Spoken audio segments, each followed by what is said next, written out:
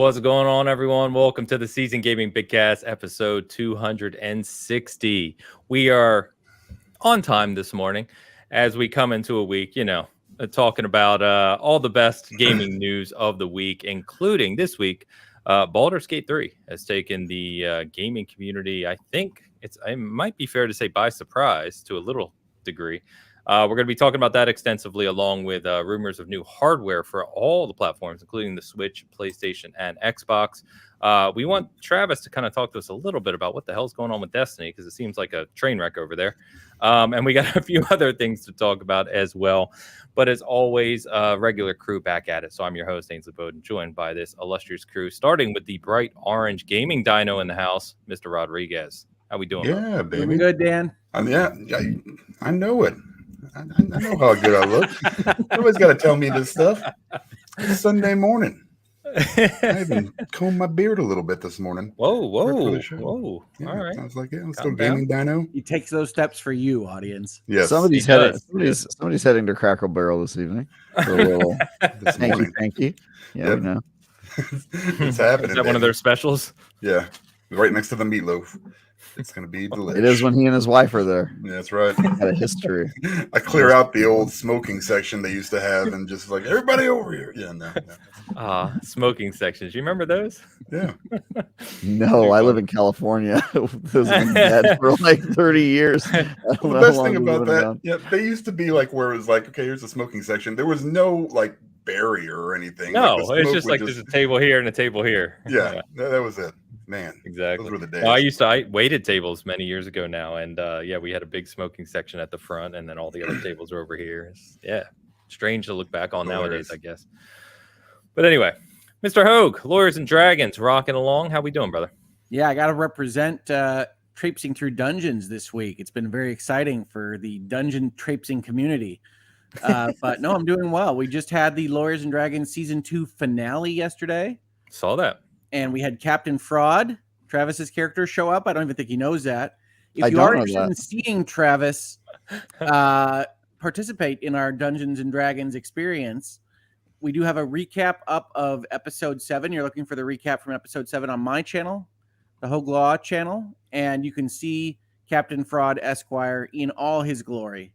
Maybe not Baldur's Gate 3 levels of glory. We can talk about that as well.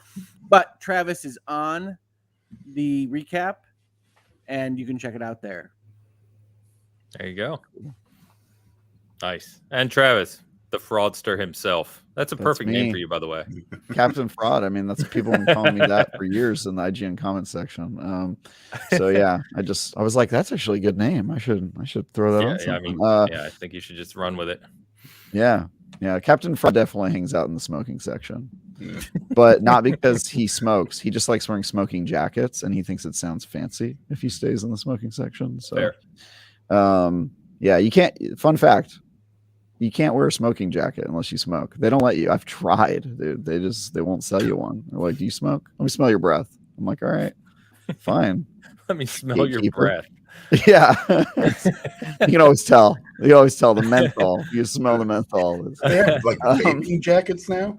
Is that how they? Yeah. I think there's definitely a uniform for people who vape, but I don't know if they're up to jacket quality. It's not people. a jacket. Yeah, I don't know if they're there.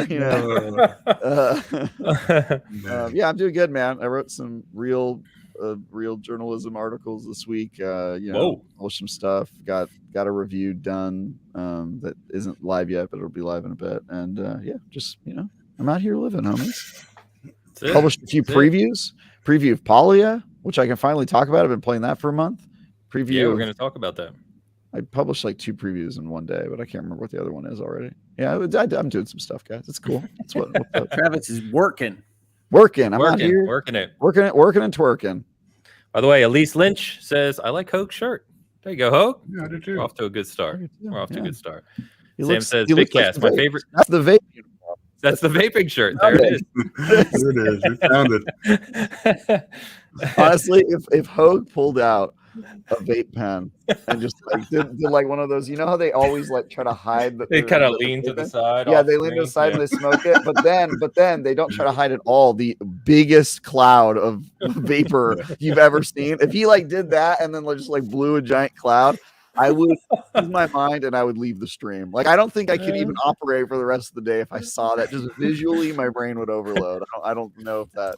I don't think I can pull that off for you, Travis. But I appreciate. Yeah, I don't think even if you were trying to just mess with me that you could do it. Like because even if you were doing it just to mess with me, it would still break my brain. I don't know if I could. I would just be like, I'm sorry, guys. I'm gonna call it a week. I'll see you guys next Sunday. See how that works out.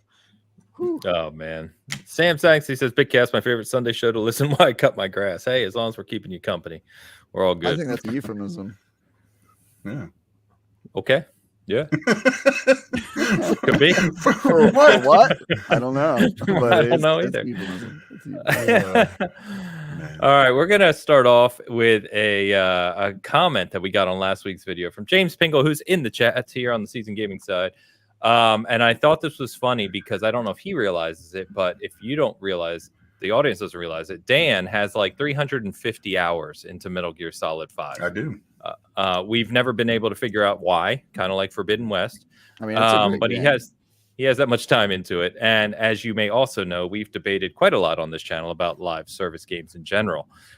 So the topic, or excuse me, the comment says, completely off topic, but my brother is replaying Metal Gear Solid 5 right now, and talking about it, I came to the realization that if Metal Gear Solid 5 had been a live service game, it would have been way, way better.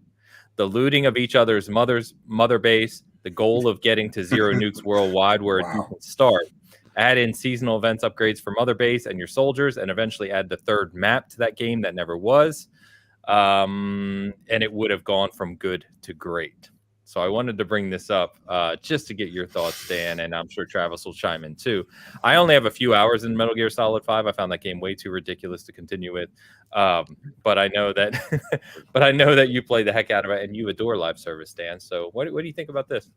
No, I mean, I think it does a good enough job by itself without the live service aspects. Here's the thing about that game. A lot of people, they will kind of put it down a little bit, but I would argue that there's a lot of it that's listen, I can't explain my 350. I have 350 hours. I have no idea how that happened, right? But the best thing about but the thing about Metal Gear Solid 5 was that it was one of the first games that I played that really gave you the freedom to do basically anything you wanted. Like, here's a situation, and people say stuff like that about other games. Rap. Sorry. Like I thought we were getting parents just don't understand for a second. No. They don't go back. Yeah, I'm not that far back. But it gave you the freedom to do basically anything you wanted to do, or tackle a situation any way you wanted to. And it really kind of, just caught my attention. And I don't know if it's one of those games where like you pause it and it also gives you, there's a lot of times, back then I would pause games and just let them sit there for like hours on end. So, I don't know, some of those hours might be a little inflated, but there's a lot of games that people hold up. It's like, oh, you can do it this way. You can do it this way. Metal Gear Solid 5, you could do a mission or a base incursion or whatever it was so many different ways. The narrative, I don't understand what Kojima's doing. Nobody really does. If they say they do, they're lying. But it's now wait a minute. I mean, that's the problem with 5, and I'm not even sure it's 5 as much as it's V. I still haven't decided whether Kojima was just calling it V or not. Yeah.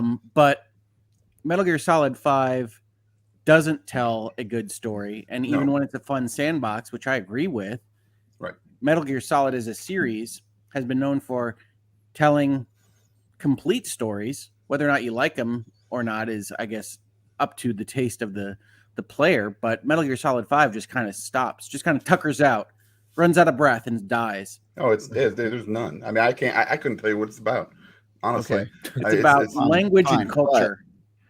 But I take issue with Ains' statement that it is too ridiculous to play. The idea that any video game could be too ridiculous is insane. Games are, by definition, supposed to be ridiculous. Yes, they are. No, I didn't have fun with the game. I don't think it requires ridiculousness. I think it's certainly a virtue in the games industry to be a little bit ridiculous. Well, and I think Kojima plays with that at the beginning, and if you don't like that first hour of ridiculousness, it is going to put you off because Kojima is going to explain some of it, but not well. And he does a lot better job with Death Stranding, honestly, because he throws a lot of ridiculous stuff at you up the front. And then you get to the end of that and you say, well, okay, that actually had some meaning and some reason behind it. Yeah. The game has the opposite problem. The game is boring to play, but it's got a good story, and Metal Gear Solid is fun to play and has a bad story. So yeah, Metal Gear Solid is fun to play, but I would argue Death Stranding is fun to play as well. Yeah, well, no counting for taste. No, I have a good time with all those games. Yeah, I don't. When I play a Kojima game, I don't go in there and I'm like, okay, I don't really want to get wowed by this story and get blown away by the it's Kojima again. I hate to say this, but he's like the Nolan of video games. Boy. Everybody just loves him you so much. You insulted Nolan enough last week, all right? Listen, I'm just saying, I'm sure he'd be happy to know he's the Christopher Nolan of video games. He'd love it. Yeah. They would love it. He would go nuts. Those guys get together. I can't even imagine. First of all, their styles aren't even really similar. You know what I mean? Like I don't. No, Nolan's comprehensible. I think Dan is just saying he is Christopher Nolan in overratedness, not in style. He's very overrated. But I love it. But you could point to other people that are also highly rated and have a style that's a lot more. You know what I mean? Like Guillermo del Toro and he all have collaborated. That's like an easy one. You know what I mean? Yes, but maybe he doesn't think Guillermo del Toro is overrated. Mostly because I don't watch a lot of his films, and that's basically it. Make a lot of films. Yeah, he doesn't. What do you make that Pinocchio? Yeah, I mean, listen. You went with Pinocchio. He's a lot of. He said, "Let me pull out a Del Toro movie." Yeah, I mean, Pinocchio, the well-known one. The last one, yeah. Anyway, I mean, it was rated extremely well. So yes, it was. I didn't say I liked it. I haven't seen it, but yeah. So I mean, listen. Basically, what I'm trying to say is, I think it doesn't get enough credit for what it does as a sandbox game. And a lot of people will hold, and myself included, like Red Dead 2 up here with like, oh, there's all this stuff that can happen. But listen, at the end of the day, if you're going in on a mission in Red Dead 2, you have to do it the way Rockstar intended you to do it, right? And that's it. You can't. Well, I mean, Red Dead's taking strays here, but I don't mind. Right, I'm just telling you, it's not something where you can. Okay, we got this mission. This is what we have. If you step 3 feet out of the circle of this is what you have to do, you fail the mission. You don't do that in Metal Gear Solid 5. It gives you that freedom to do that kind of thing any way you want to, and that's why I enjoy it. But it's also, it's not great. But I do have 350 hours in it. So, what do you? No, I think it's solid and it's doing stuff that a lot of people haven't matched even yet. Yeah, I agree. Travis, what's going on over there, man? Oh, I'm just being horrified by the fact that a giant swarm of crows appears to have appeared outside my house, and I can hear them squawking wildly. And it doesn't sound like, oh, it's like birds. It sounds like, oh, like somebody cast a spell. Yeah, you know what I mean? Like oh, there's like a feast going on, like they're killing someone or something. It's not like pleasant bird noises. And I was wondering if it was being picked up on the mic, but it sounds like it's not. It's just horrifying to me. It's very distracting. It's just Travis losing his mind in the corner. We don't hear anything. Yeah, don't worry about me. I'm just one square on the show, just stuck in the abyss, apparently. If the shadow calls itself over your entire frame, we'll know something's up. When you guys see the swarm encircle me overhead and swarm in, that's when you can start worrying. Oh my God. There's a ravens. They're huge, by the way. I don't know if you've seen how big those birds are, but they're like a dog sized. They're big. They're big birds, dude. They're huge. Anyway. But I do think Metal Gear Solid 5 was, tiptoeing into live service land. You saw that a little bit with, I'm going to forget the name of it, but what is the Metal Gear with the zombies? Revengeance? No, Survive. You're right. Survive, yeah. Metal Gear Solid, which is more obviously a live service game. So I suspect Konami wanted to move more in that direction, maybe even more than Kojima was comfortable with. Part of the problem with Metal Gear Solid 5 for me is that Kojima seems over it, whether that's the relationship with Konami, whether that's Metal Gear as a property. There isn't that kind of passion and love that you get in even Metal Gear Solid 4 as a vibe.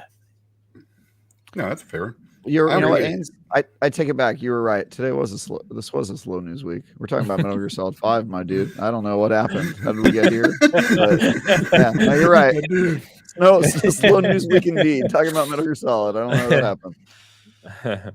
Should we get to currently playing, since I assume no one's playing Metal Gear Solid 5? Should we? I'm not. Dan probably is, but we No, can you know what? move on. I'll Metal Gear start Solid off. 5 is a good analog for Hitman, isn't it? I mean, those It are is. similar kind of. Yeah. Right. You Yeah, can do he whatever probably you want. played it because Hitman didn't exist yet. He needed to Right. prepare himself. So Right, we figured out that Dan, in his narrow hallway of game Yes. approach, prefers games where you can kill people He in loves any it. way. Murder that you want. Sandbox. Yeah, Yeah. Murder Sandbox is Dan's thing. Okay, That's basically me. Yeah. That's actually what he called the sandboxes he played in as a kid as well. It keeps me in line. That's all it does. It's my outlet. got I'm gonna start All off. I've been playing. So I bought this game. I bought Weird West. Like, Oh, yeah, Nice. I reviewed that Good game. yeah, Great never. I bought it. Well, I think when it Good came game. out. Well, it had an update. They got like a definitive edition. I think they released this year sometime. Anyway, I started playing that, and I was really liking it. And then all of a sudden, my whole character went away, and I started off with this new one. I guess this is the hook of the game where you play as different characters. I had no idea, so I was It's a bunch of small stories. right. I didn't realize That come together.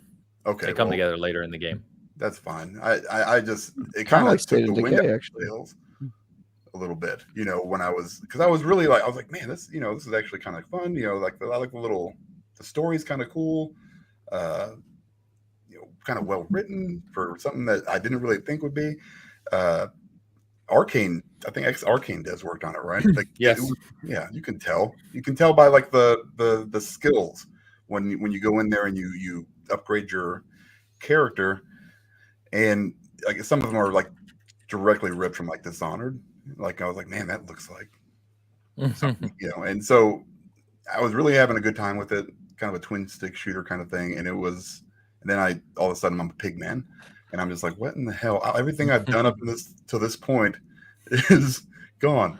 So I didn't know what to do at that point, and so I stopped playing. That was yesterday. I don't know if I'll go back. I assume maybe I will. I feel like I've lost all my progression, and I don't like lost that. your progression. Well, I mean, I don't, I know I have like the certain skills that you carry over. I'm not sure if they all do or not, but I have no weapons. I have all my inventory's gone. It's just it's kind of I don't like that. I'm not a big fan. I love Dan going through the 5 stages of grief because he got to chapter 2 of a video game. It was literally, yeah. I played it for like 4 or 5 hours. I was like, oh man, this is all right. And then all of a sudden I'm like, man, this is kind of deflating. So I'll probably go back and see what, give it a little bit extra time, but whatever. Not, I thought you could pick your character, and I thought I just missed because I knew there were 5 characters, but I thought I just missed the character selection screen at the beginning, and then as I started playing, I kind of looked something up, and I was like, wow, you got a what is this? No, it's a story told, as Hoeg said, it's a story told through the eyes of 5. I don't remember the number. You're saying it's 5. It's 5 like 5 characters that come together in the end, right? And they basically line it up to where they have influence on each other's kind of destinies, if you will. So it's not brilliant, but I really enjoyed it. I had a good time with that game. Yeah, that's pretty much all I've been playing. All right. So what's this Palia game you guys are talking about? Hell yeah. I'll Tell me start us about off. So Palia is a game I've been working on a preview for and some news coverage and stuff for like a month and a half. So the game has been like playable and been being developed for a while, but it's been under super heavy NDA and only a small number of people have had access to it. And they've been really tight on anybody being able to talk about this game much at all until this week, August 2nd, which actually was delayed. Like I was supposed to be able to talk about this game like a month ago, and then they were like, we need more time. So they pushed it out even further. It is the world's first cozy MMO, which means it is a massively multiplayer online game, but also a community sim game like Animal Crossing or Stardew Valley or Disney Dreamlight Valley. It was probably more close. Yeah, it's like it's got all the stuff you'd want in a community sim. You build your house, you do cozy activities like gardening and fishing and foraging. This game's also got a little bit of hunting, which isn't in every game, but also always bug catching for whatever reason. And then you also hang out with friends and you improve your social links. It has dating sim mechanics, obviously, because that is something that the cozy sim community is Talking super Dan's into. language. That's right, baby.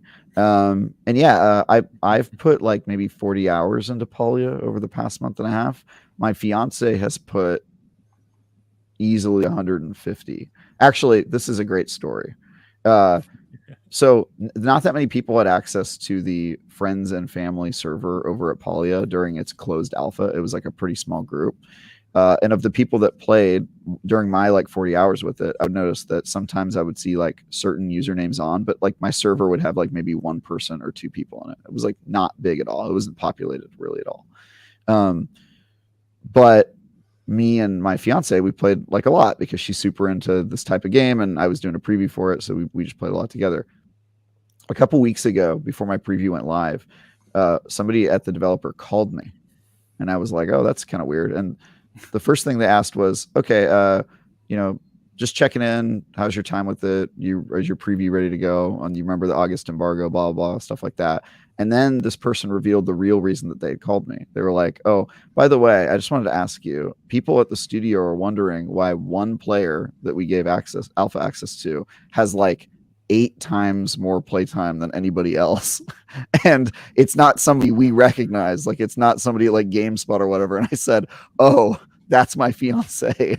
They were like, oh, she's just playing for the love of the game. I was like, yeah, she's played this game a lot. And they were calling me just to be like, what is happening? Like, why is one of the codes we gave to IGN being played like 200 hours? Like what is happening on that profile? And it was very fun because then I got to call my fiance and like call her out and be like, dude, you played so much Palia, the developer called me to ask what was wrong. They're like, is everything okay? Like, what's going on over there? Like, we noticed one player has like way too many hours in this game. So yeah, it was pretty funny, but it's a really cool game. And if you just like really like chill, kind of laid back games, it's fun and you can play it with your friends and like go on little mini adventures together. And it's got a bunch of mechanics that are that encourage you to like adventure together and travel around. And so I provided Hoeg and his go ahead. Sorry, I didn't want to interrupt you, but what would an adventure look like? Because it sounds like this game's not really focused on armor and combat and going to kill some gigantic thing together, right? Correct. So like what's an adventure would be like, all right, hey, we're going to travel out to one of the biomes that's further away and we're going to try to just see what stuff we can find. And maybe you'll find like a rare bug or an animal that you're hunting, or you'll stop to fish and somebody will catch like some unexpected fish. And it's sort of just like all of the like, I mean, if you've played like a cozy game, you kind of know the activities, right? It's like the categories are like stuff you do at home, like gardening and making furniture and building and decorating. And then the stuff that you do when you're out, which is like collecting materials and collecting animals and, just doing stuff like that. But it's not combat. You do upgrade your tool set, which is kind of interesting. It does have like some RPG mechanics where you do stuff like upgrade your bow to make it better or your fishing rod. And that kind of changes some of the options you have. So there is like a progression system, but the progression is not about like you getting more powerful and stronger. It's about you unlocking more cosmetic options so that you can make your house even better and getting money so that you can improve your house and upgrade the land that you own and stuff like that. So it's just typical kind of like customization. I want to have like a perfect house and invite my friends over to cook ramen with me. And then you can do that in the game. Like it's just, honestly, it's one of those games where like, you're like, I don't really get even what I'm doing. And then you see like the next reward and you're like, oh, but I do want that. And they're like, why do you want that? And you're like, I don't know, but I need to upgrade my house. I need to get a second floor. Like there's just carrot on a stick game. Yeah, it's carrot on the stick, and the game is surprisingly like addictive. Like the more you play it, I'm sure everybody here has a story of that, right? Like some game where they're like, I don't know why I was drawn to it, but I just couldn't put it down. It just kind of had like an addictive loop, and the things I was doing were were, you know, not immediately like super exciting. Like The Sims. The Sims is kind of like one of those games. You're like, why am I playing this? And the longer you play it, you're like, but I've got to get promoted at work. Obviously, that's got to happen. Bars need to be filled, y'all. Yeah, bars need to be filled, so I just got to play it. But yeah, I had provided HoegLaw with some early access copies before the closed beta was out. And the open beta, by the way, for anybody who's interested, starts on August 10th, which is in 4 days. So if you're interested in playing, everyone will be able to play within this next week. But Hogan and his family got some chance to play it, so hopefully they have some thoughts as well. I mean, we're pretty careful in our household with like MMOs and online activities. And so one of the things I wanted to do when Travis was talking about this was to check it out for myself. There's a couple things I would say on this, and this might just be entirely in my own head. One is that when he describes it as a cozy MMO, when even they describe it as a cozy MMO, I tend to think of it as a smaller, stripped down experience. And it is not that. It is practically a World of Warcraft type game. It just doesn't have, you know, raid bosses and things. It's focused more on that Dreamlight Valley approach. And that works really, really well for my daughter. But if you pop over to Palia, and I think we should spell it Palia, you'll be able to see their graphics and you can see their trailer and everything else. It's real, for lack of a better word. It's a real game. It's not like a really stripped down experience.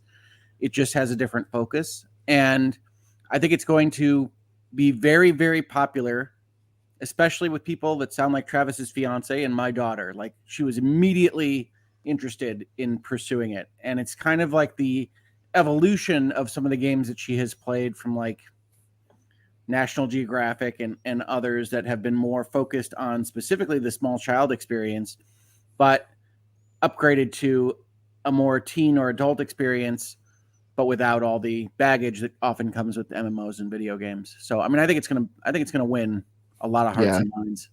So do I. Nice. And I think it's really cool. Like, this team is pretty passionate about the cozy genre, and I think that they know their audience. And I think I am starting to understand their audience better than I thought, because I like cozy games. I never thought there was anything like weird about that. But like, when I told the IGN team, like, hey, I've got a bunch of Palia codes, who wants to play? Literally every single person that was like, I want that, give me that code, was a woman. And I think that that's kind of significant. It leans that way, yeah. It leans that way, and I think that's kind of awesome. I think that's cool that like genres are starting to emerge that like appeal more to like a female fantasy and are more appealing to what they're looking for in games. And I will tell you, my daughter, awesome. If you played Animal Crossing, they had a DLC called the Happy Home Designer, and it just has the various animals from the islands ask for something specific, like I want a sporty house or whatever. And it gives you some ideas as to what to put in there, and then you're left to your own devices. I think my daughter has done like 350 houses. Like, I think that the rotation in the DLC has run out of new ideas. This has not stopped her from doing more houses. Wow. And so, like, this is right where she lives as a game. Awesome. Yeah, and the thing that, speaking to like a slightly more adult audience, the thing that's drawn my fiance in is my fiance likes anything with dating options, and the characters are super well written, and the paths that you can choose to like leveling up their social links are impressively deep. Like, they're giving you quests all the time to like help this person out with whatever their problems are, and then you can decide to turn that into a romantic relationship, and then there's like separate quest line for that, and it's just sort of got like a really cool kind of like, oh, you get to know these characters and like become friends with them, and it feels like you're just making like digital friends in addition to the real life friends that come with you on your adventures, the fellow players. Yeah, you say dating options. It is more of that social link concept. It's the hearts and helping them out with quests and doing things to make them your friends, and then does it going have a further, patch? But not Baldur's Gate further again. Not Baldur's Gate further, but the reason I call it dating sim, and the reason I call, like, I know we've disagreed on the definition of dating sim before. It's because if you look at dating sims that founded kind of that genre, there's certain like tropes and mechanics that come from that, and they're immediately recognizable. And so anytime there's social links in a game, that's sort of like, even if it's not specifically focused on like romance or sex, in Baldur's Gate's case, it's still a dating sim mechanic. That's sort of like, I like it when you call it social links. So social links are another word for it. But yeah, they're to me, they're like inextricably linked with like the dating sim genre, because that's sort of where they came from. And that's certainly how like my fiance and some of the people at IGN think of it as well. They were like, "Oh, dating sim mechanics, like I'm all in. Like I want to play that, a version of that is also Dreamlight Valley." So yeah, man, I think it's going to be huge. I think probably this panel has limited interest, but I like cozy games. I super enjoyed my time with it, and you can check my preview out on IGN.com. And yeah, no, I do too. I'll probably play more. Yeah, and it's wide open as a genre, and I really don't think anybody has tried something like this. And I think I asked you about it, Travis, but the business model long term is intended to be free to play. Is that right? Correct. Yeah. So it's free to play. The only way they're monetizing is by clothes that your character wears. That's like the one thing you can't get in game. You just have to buy that if you want it. And that is fantastic for them because a lot of people really care about that. But it also means that they aren't doing things like taking part of the games that they consider to be core to the progression. Like, for example, furniture and upgrading your house and stuff like that. Like none of that is monetized. So you can do anything in the game except for get better duds for your character without paying. And so that's their business model, which is pretty cool. And yeah, just talking with the developers, when they originally showed me the game, they brought me into their world and we just played multiplayer together for a couple hours, and they had this huge house with like every material you could think of. And they were just explaining their idea of the game. And they said, look, we love cozy games. We thought, wouldn't it be cool if cozy games were more multiplayer focused? And we had no idea what that would look like when we set out to make the game. We're just like, what if you mashed those two things together? Would that be fun? And then they tried to make a way to make it be fun. And I think they so far are largely succeeding. And I think the open beta is going to be a complete hit around a certain audience. You probably won't see it a lot on your Twitter stream, Ains, with your Halo players and stuff. But I think a lot of people are going to be really into this game. So who's the developer again? Singularity 6. Okay. Yeah, someone was asking in the chat. Cool. Singularity 6. No, I think it's funny you mentioned that right at the end. Well, one, you didn't answer my question. Is there a pumpkin patch involved? Because you may get me to. There actually is a pumpkin patch involved. You it's meet not a pumpkin patch. Yeah, you meet. Patch. It's not my safe word version. No, it's just a regular pumpkin patch. But yeah, there is a pumpkin patch because you meet a dad joke making farmer who teaches you how to garden, and he teaches you how to grow pumpkins. So okay. The other thing I was going to say on your last point there, I was talking to someone else about that recently, which is this is kind of a broader topic, but there's a lot of misconceptions, I think, with people. You get very kind of narrowly focused on the games that you typically engage with, the people you talk about those games with, and your algorithm on the social sites around those games, right? And I had someone ask me late last week, or maybe it was over the weekend, end of last week when I started playing Baldur's Gate 3, right, when it first released. And they were like, is this game going to have any audience at all? It seems like I don't hear anyone talking about it. And I was like, this game's going to be big. Like, it already is big. Well, yes, exactly. Yeah, it had like 300,000 players on the first day. Yeah. Yeah. But that's kind of the point, right? Is the point I was trying to make is just like, be careful about assuming certain games are popular or, that there's an audience for them just based on what you see on a daily basis, because that is very curated to your taste. And it's a very huge global gaming audience out there. Like, I never see anything about Pokemon. Pokemon's like the biggest damn IP in the world. So, it's just. And I see it a lot. I think I have my algorithm thinks that I'm a 7-year-old girl, a 50-year-old man, a 8-year-old boy, very fair. Like a nerd, a jock. I think I just preview and play too many games, and I've had to Google look up different video games and stuff. They just think I'm like 90 different things. So I get some weird advertisements, man. It'll be like outside of the jock thing. I think it nailed it, really. Yeah, I mean, I'm not a jock, but they, I think they think I am because now let's talk about the Pac-12. Yeah. No, oh man. But that's cool, guys. So it's a Palia, right? Yep, that's right. Palia. You got it right. That's what I said. Yeah. Travis is out there. Okay, what I said. And it sounds someone in Hoeg chat just said they just signed up for beta access. So good stuff. It's good stuff. Thank you for sharing that, guys. What is happening? Oh, also, that was Hoeg. Yeah, I guess it just immediately went up because I still have the controls to the channel. I'm sorry. I was trying to give you the option, not take over the stream.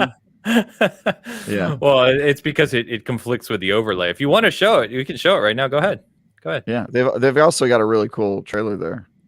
It's a cinematic trailer. It's very Yeah, I just wanted to highlight that it's a much kind of bigger thing than, at least in my head. I really like Travis's the description. art style. The art style is really cool. It's a beautiful game, man. It's really is cool looking. I know, Nice. it looks good. Mm-hmm. That's definitely cool.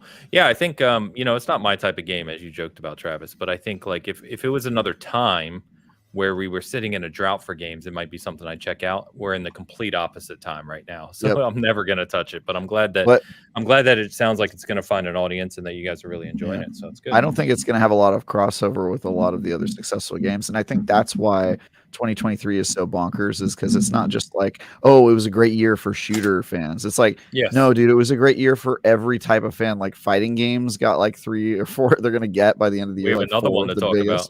Yeah, 4 of the biggest fighting games ever. It's great for like adventure games. It's great for RPGs. It's great for open world. It's great for cozy games, apparently. Like, it's just such a crazy year for so many different genres. Yeah, literally everything. It's nuts. Any other games you want to talk about currently playing before we jump into Baldur's Gate 3? Because that's going to be a bigger topic. Yeah, well, I've been playing Palia, as we were talking about. I've also been playing Season 1 of Diablo 4. Okay. Where I'm right in the middle of that area that we've talked about, I know, in conversation before, of the level grind in Diablo 4 that just doesn't work for me for like any of the people that I've tried, which is like the mid to late 20s and early 30s. So I got to go and figure out how to get through that to get further in my season story. But I really love Diablo 4. And so I've been playing a lot of that. I've been playing a bunch of Remnant 2. We've talked a lot about Remnant 2. Yes, we have. I have to say, I got past the cubes. That's what we were talking about with me last week. I really hate your favorite boss fight of all time. I think they're terrible. I think they are a mistake. They have soured me on the Remnant 2 experience, and I've only just kind of gotten over it a little bit, but that's okay. Travis loves them. Travis has a big review title, so he got the big number over at the big site. I would have given it a lesser number at a lesser site because of the cubes. Just would have said cubes on it. Just because of the cubes. But the biggest problem I have with Remnant 2 right now is that I had hoped that the world experiences would kind of come together a little bit more, and it's a little bit bifurcated in how its storytelling is operating more than the first game was, in my opinion. So because of that randomness, because of the things that Travis has talked about glowingly, and I think are rightly said, it does prevent it from having a more cohesive type of overall narrative thrust. Yeah, I talk about that in my review too. Like, I think the overall story of like, oh, you're fighting the root gets a little bit lost in the minutia of like, hey, here's 3, or actually it's 6 if you play multiple times, but for each player, 3 stories that are sort of non-congruous, but they are super interesting stories. Like they're good stories. Yeah, like that you get to hear 3 kind of cool. Yes, maybe Dan would hate it because they're vignettes, right? Like it's like a kind of a Weird West situation. You get 3 like cool self-contained stories, and then you go back to the main story at the end. And I think that they do a bit of a better job of bringing it together when you get to the end. But there is a period of time when you're going through 3 separate worlds where you're kind of like, I mean, these are cool, but like I kind of forgot what I'm doing for the main root problem that's not really being discussed right now. What story did you get after Cube Labyrinth? Which one did you end up? The Fae. I don't remember. Oh, damn. What world? Yeah, so you're in the Fae version of Lassam. So Lassam has 2 versions. One which is like, what's the Ains, you'd know this. What's the Knights in Gallantry part of Dark Souls? That castle place you go to.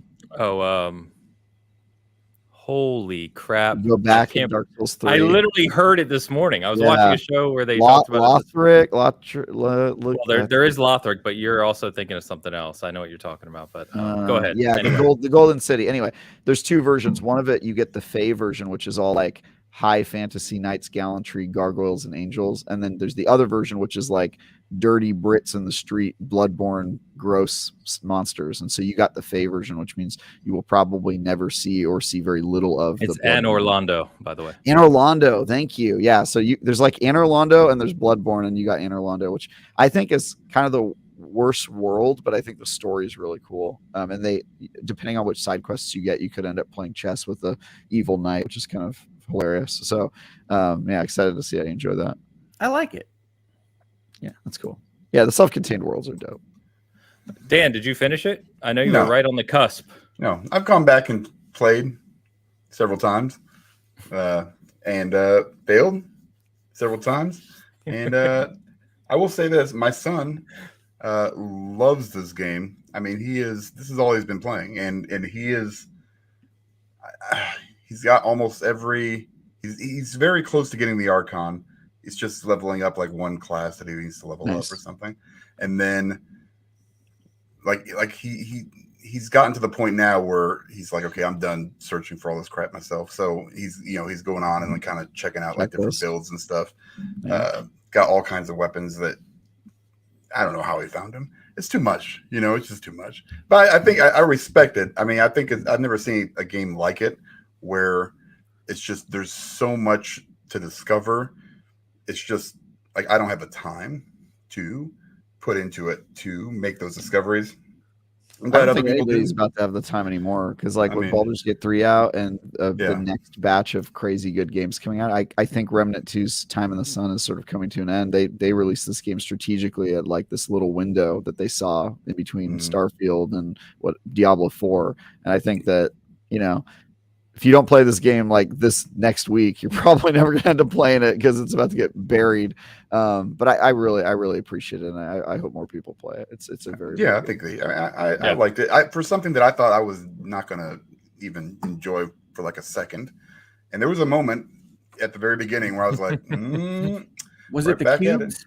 No, it was not the cubes. The cubes were really, really easy for me for some reason. I'm not sure why. I think I finished it in my second try. Smoked, Hoeg. Your biggest ally, and not like a skill-based. It's not a skill-based boss, so it's fine. Yeah. They're turning on each other, Travis. Dan, did you like that encounter though? Like conceptually, it was so short.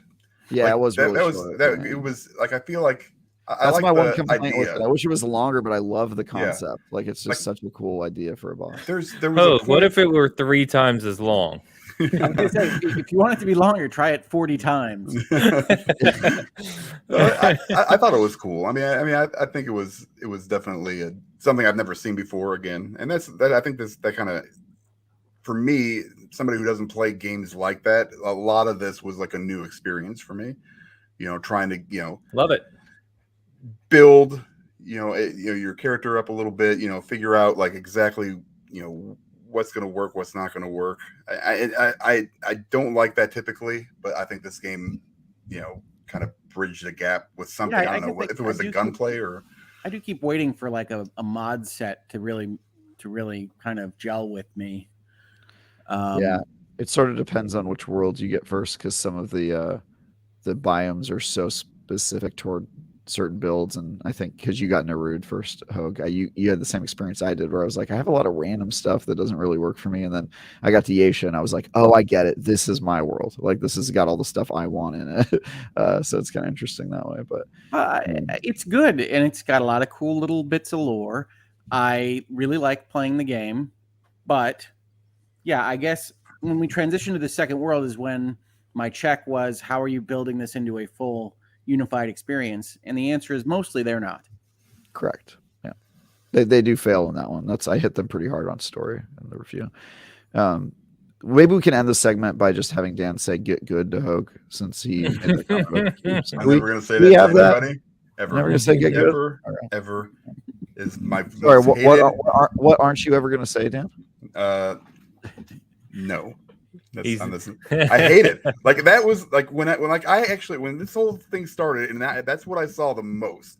Like when the whole Souls-like stuff began, like Dark Souls 1. Like when that game came out and I played it, and that's when that whole stupid saying started, and I hated it because I'm like, this is not. Listen, I'm old.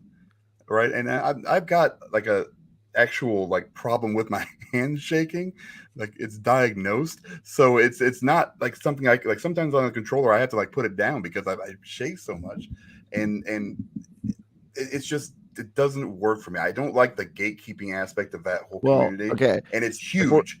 It's huge. Yeah. If you were going to dive into the whole Get Good thing, I think at the time it was invented, Get Good was used ironically because people would complain about things. People would complain about things that were legitimately wrong with Dark Souls because it was a low budget game that had a lot of problems. And then their response was like, oh, we'll just get good at the game. It's not the game's fault, right? But it was the game's fault. The game had like a lot of like game design problems because it was just it was a lower budget game. And I feel like now it's either used one of two ways, either toxically to gatekeep, which obviously anybody who does that is kind of a piece of shit and you should ignore them. But the way I see it being used by people that are less mean is like, look, part of the game is death and you just have to be okay with that. Like, it doesn't mean that that's not, a lot of people balk at the idea of dying in a game. Like, they don't ever want to die, but like certain games are really, death isn't a bad thing. It's not even a step backwards. It's just part of the game. It's part of the game. Like you should be expected to die because that's sort of, it's like playing a roguelike and getting upset that you die, right? Like, no, like you have to have failed runs in a roguelike. That's kind of part Diablo of the doesn't expect me to die as much as I do. Correct. Yeah, that is a separate problem. But certainly like certain genres are repeated failure is part of what makes that genre good. And I think like just like you would expect to die in Hades 2 when it comes out, you should expect to die in a Souls-like, and that doesn't make it bad or gatekeepy. That's just part of the game. No, that doesn't. No, Diablo is just like all your stuff is broken now. Beat it now, buddy. Yeah.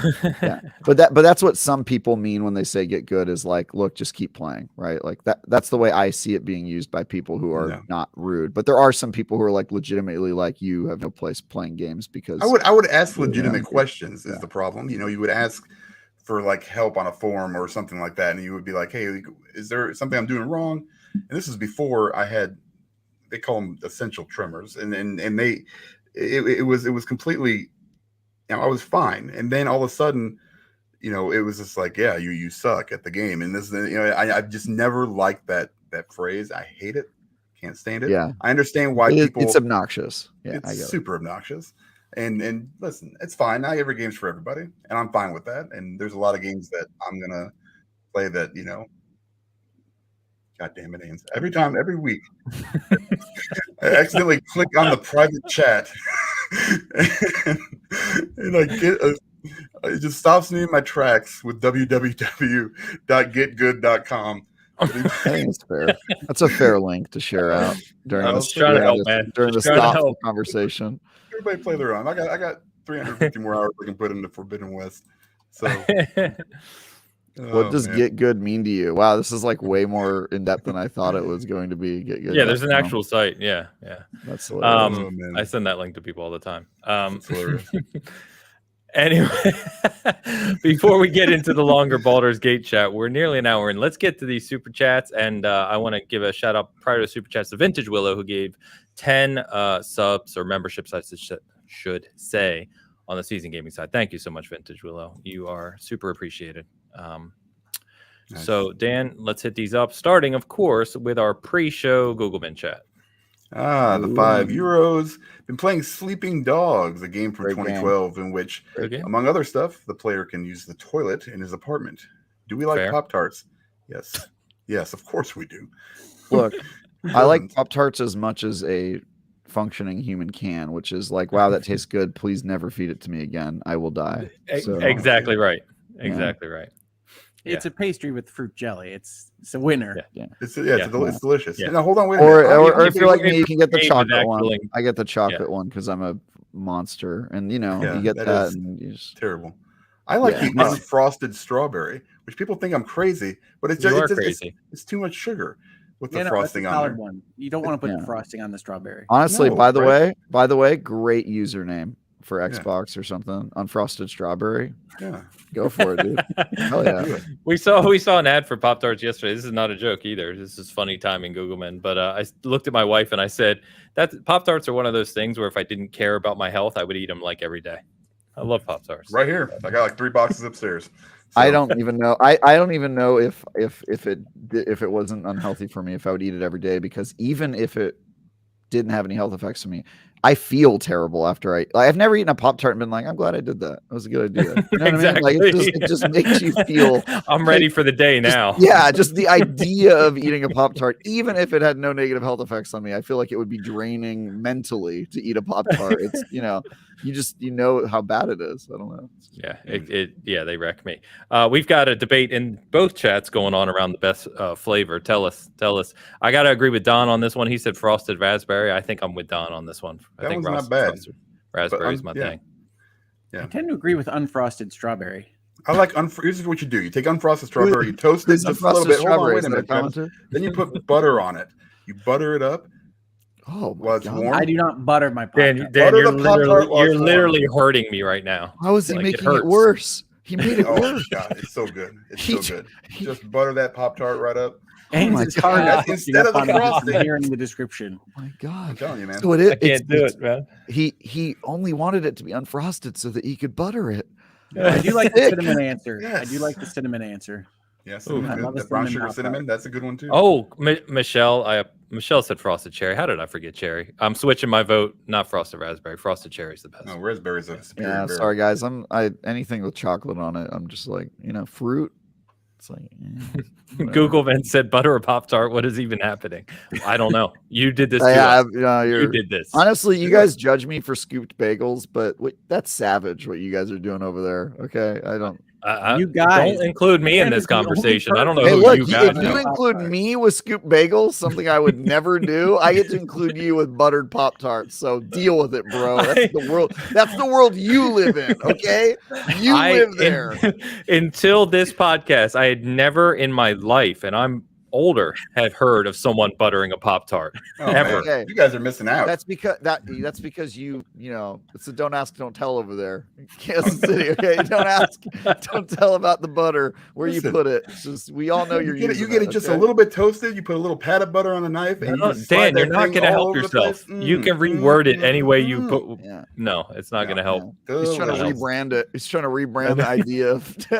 I'm telling you, it's margarine. Okay, he's going all in on new Coke. He's like, no, listen about new Coke. Like, this is why crazy here. I'm a butter guy. The s'mores one's pretty good. We're gonna do a half food podcast soon. Yeah. We should have a tangent of the food every episode here. Googleman, thank you as always for our pre-Bitcast super chat. Appreciate you. Cram in the house with a £4.99 super sticker. Thank you very much. I don't know what the sticker was. We've lost it to time at this point in time, but I appreciate it. Was super. I do appreciate it, Cram. Thank you very much. And yes, to answer your comment in the chat, the new statue is literally right there, and it's amazing. So, Tao in the house. All right, Killer Instinct. It lives. Yeah. I assume cool. I don't know what FGC fighting is. Game Community. Oh, okay. Has never had a year like this one. /next. Have fun, silly bitcasters. Thanks, Tao. We are on buttered Pop-Tarts, Tao. So I think we've gotten to the silly bitcasting part. Also, Don over here. Of course, I toast my Pop-Tarts sometimes, depending on which ones, what flavor they are. Instead of course, and then he followed it by sometimes. Don't keep it going. Listen, Don, don't encourage him. Listen, sometimes you can eat it. Like, a frosted Pop-Tart requires no toasting, but they're not as good. So, you get unfrosted, a little bit of butter. Here's where I'd like to advocate for sweet the and savory oven as an appliance. Yeah, toaster oven. GOTY. Fair. Yeah, you can do that too. Yeah. Yes, Killer Instinct. If you didn't see the news, Killer Instinct is being revived by Iron Galaxy for the 10-year anniversary. It's going to get a update. It's going to get 4K. It's going to come back with updated matchmaking. So really cool to see in a year that we're already getting, as we've talked about, right? Street Fighter 6, Mortal Kombat 1, and of course Tekken 8. What a time for fighting game community. And Evo's going on too. I mean, it's like the best time ever for fighting games right now. Killer Instinct was one of my first fighting games. Black cartridge. The original one? Super Nintendo? Yeah, bro. Nice. That game, and remember the theme song that played? I can't remember. You were fighting that girl who wears the green spandex, and it played the. I don't remember her name either. Song. But oh my god, bro! First seeing that game in the arcade was was a revelation. That was an impressive game when that first came out, no doubt. First fighting game. I don't even know. Street Fighter 2, I guess. No, mine would be like Kung Fu, one of those like early arcade from 1980, 81 fighting games. Do those count? They were fighting games at the time. I mean, that's what they were. And simple compared to today, of course, but yeah. They're fighting games like what was that game that was nominated for best fighting game that wasn't a fighting game? God, Sifu. Smash Brothers? Sifu. Oh, Sifu. Yeah, Sifu is not a fighting game. Yeah, the Kung Fu game is a fighting game in the same way that Sifu is a fighting game. Yeah. All right, Tal, thank you very much, man. Always appreciate you. Don in the house. Man. Dan, stop it. Sorry, Rob Farley coming hot. Anyway, Don with $5 super chat. Good morning, all. I hope everyone is enjoying Baldur's Gate 3. It's truly incredible. EA had better give us Dragon Age Origins remake with Baldur's Gate 3 sales. I like this comment. I like it because I like to talk about complicated role-playing games and not needing to be all actiony, because we just had the Final Fantasy 16 conversation, and I think Baldur's Gate 3 presents a moment in time where we can reflect on what I've always kind of complained about, which is that the game companies and publishers tend to opt out of genres and directions like it's a little bit early. They think that they're cooling or that the audience isn't there a little bit earlier than I would. And I think you've got something like Baldur's Gate 3 doing whatever it is, 700,000 simultaneous on Steam right now. Yep. And growing. And it's a wake-up call for people are interested in these different types of gaming experiences, and the market isn't always giving them the opportunity to play these games. So do I think Dragon Age Origins should come out? I mean, I think Dragon Age Origins deserves a remake. It's a tremendous game. But is this a moment in time where these publishers are going to take this and say, well, people want a game like Baldur's Gate 3? I don't know. Because Larian has been making these games for years and years. Yep. And in all honesty, if there are people that are popping champagnes, I would be doing it at Wizards of the Coast and Hasbro. Because this is essentially Divinity Original Sin 3. And it's got a coat of Dungeons and Dragons on it, which honestly, I maybe don't love as much as Larian's own stuff. But it's the worst part of the game. That's the reason why it's as popular as it is. And I'm thrilled for them. I think Larian's been making great games for a long time. But I don't know what this says about the future for games that are going to be made by folks like Electronic Arts. Yep. I think that we've talked about this, I know, in the past, but the gaming market has grown to a point where if your game is good, there's an audience for it, right? And I think that this also has shown the ability of streamers and social media and hype and everything else kind of coming together to drive a game upwards. Because I don't know about you guys, and I know we're going to talk more about Baldur's Gate 3 here in a second, but I have to imagine that there are people buying into the hype and buying this game who have no clue what they're doing. That's a bad idea. Maybe probably put it down pretty quickly. I tend to think that the opposite is true, Ains. Like, your game can be good and there might not be an audience for it. I mean, I love that the games industry is as big as it is, but to Hoeg's point, like Divinity and Divinity 2 were both great games that really didn't gain much of an audience because there's not a lot of appetite for that genre, except in the case where you slap the D&D IP on it, and then all of a sudden it blows up because Wizards of the Coast is just unstoppable with their D&D stuff. And so that's sort of the problem to me is I would have loved a game like Baldur's Gate 3 that had nothing to do with the dumpster fire of like Dungeons & Dragons lore. I think it's like the worst part of the game easily is that it's a Dungeons & Dragons game.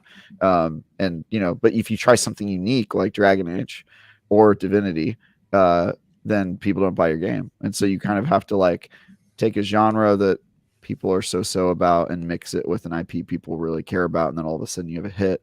And I think that's kind of unfortunate because I would love it if Divinity 3 could be as successful as Baldur's Gate 3, but I just don't think that. You mean Original Sin 3, right? I mean, like the Divinity series is longer than Original Sin. Correct. Yeah.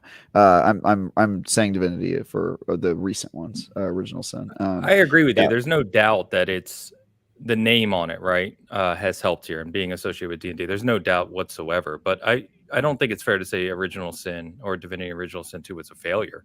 Because I just had to peek. I'm like, I thought that game sold really well. It sold over 1 million copies in the first month.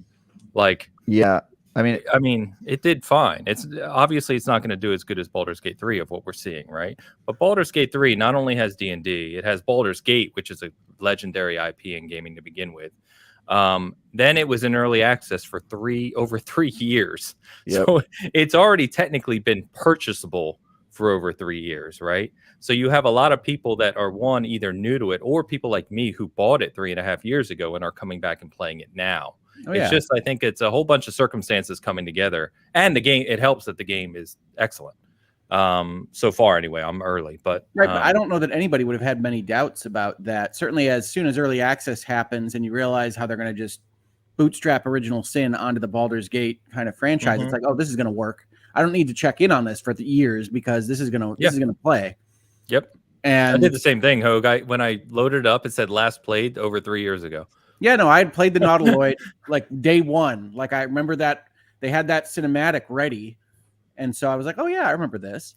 Yeah. And it was whenever that was. If it was 3 years ago, it was 3 years ago. Yep. But it was that first day when they put it in early access. It was right during COVID, right? It was like right in the middle of the beginning of COVID.